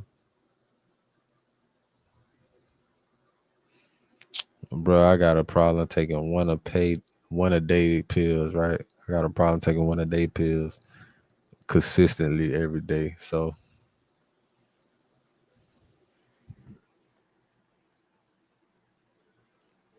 111, man. You crazy as fuck. That nigga might be putting that bitch in a blender with a smoothie or something. Which have lived over 500 years. So biologically on this planet, it's possible to live longer than 120 years. But as of right now, we are no way near solving aging in humans. Even if reversing aging is proved in a singular cell in a lab, that could still be hundreds or thousands of years before it's proved in animal studies and then humans. But as Brian states, we never had a better chance of living longer than we do now. Technology advances in an accelerated way. Think That bit blending up nutrients with the supplements, and they got strawberries, blueberries, apples, bananas, mangoes. And they got all that bullshit blended up with them supplements, and they got oatmeal.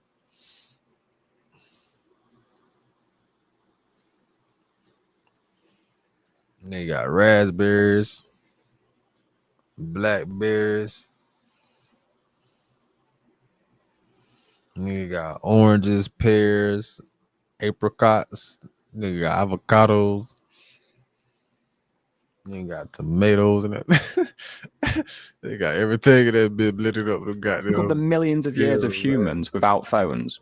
Then the first basic phone pops up in 1876. It then took over 100 years for this chunky $4,000 phone, but then just a little over 20 for the iPhone. When the Wright brothers made their first flight in 1903, do you really think they'd have believed you if you said...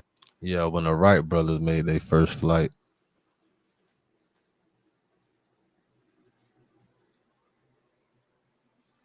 They ain't invent shit, though. That humans would be taking a rocket to the moon in just 66 years' time. AI will also play a crucial role. It can already process data and recognize patterns at a rate far greater than humans can, and it's improving exponentially. Regardless of whether it happens or not, the quest for immortality raises many social, economic, and philosophical issues. If we could live forever, would it only be available to a select few billionaires? If we lived until the age of 500, would we be working until 400?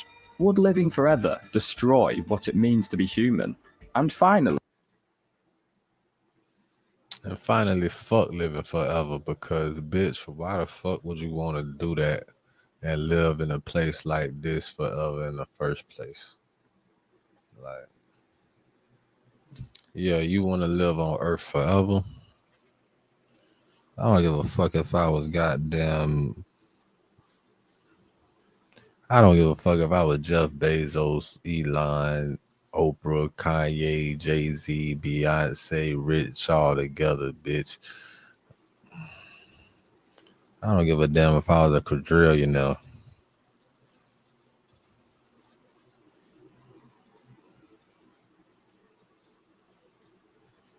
I'm lying. If I was a goddamn quadrillionaire, I could see myself like, yeah. But nah, not even then. You know what? Because I think as soon as, even if I could live forever, right? If my kids couldn't live forever with me and shit like that, I wouldn't want to do that shit. And imagine you being able to do that shit and you could keep your kids alive forever with you and shit, but they don't even want to do that shit. They don't even want to live forever with you. They don't even want to live forever. You be like, damn. So shit, you want to die? Shit, I'm going to die too then. I'm not finna... You know what I'm saying?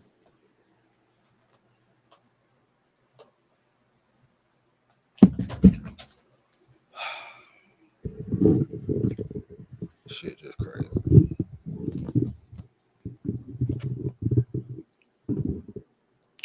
That shit crazy though.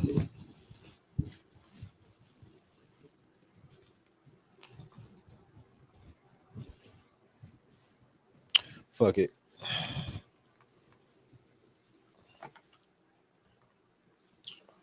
Moving right along on allegedly world news. I don't feel like going to sleep yet, so let's see what the fuck the world. Let's see what's going on around this bitch.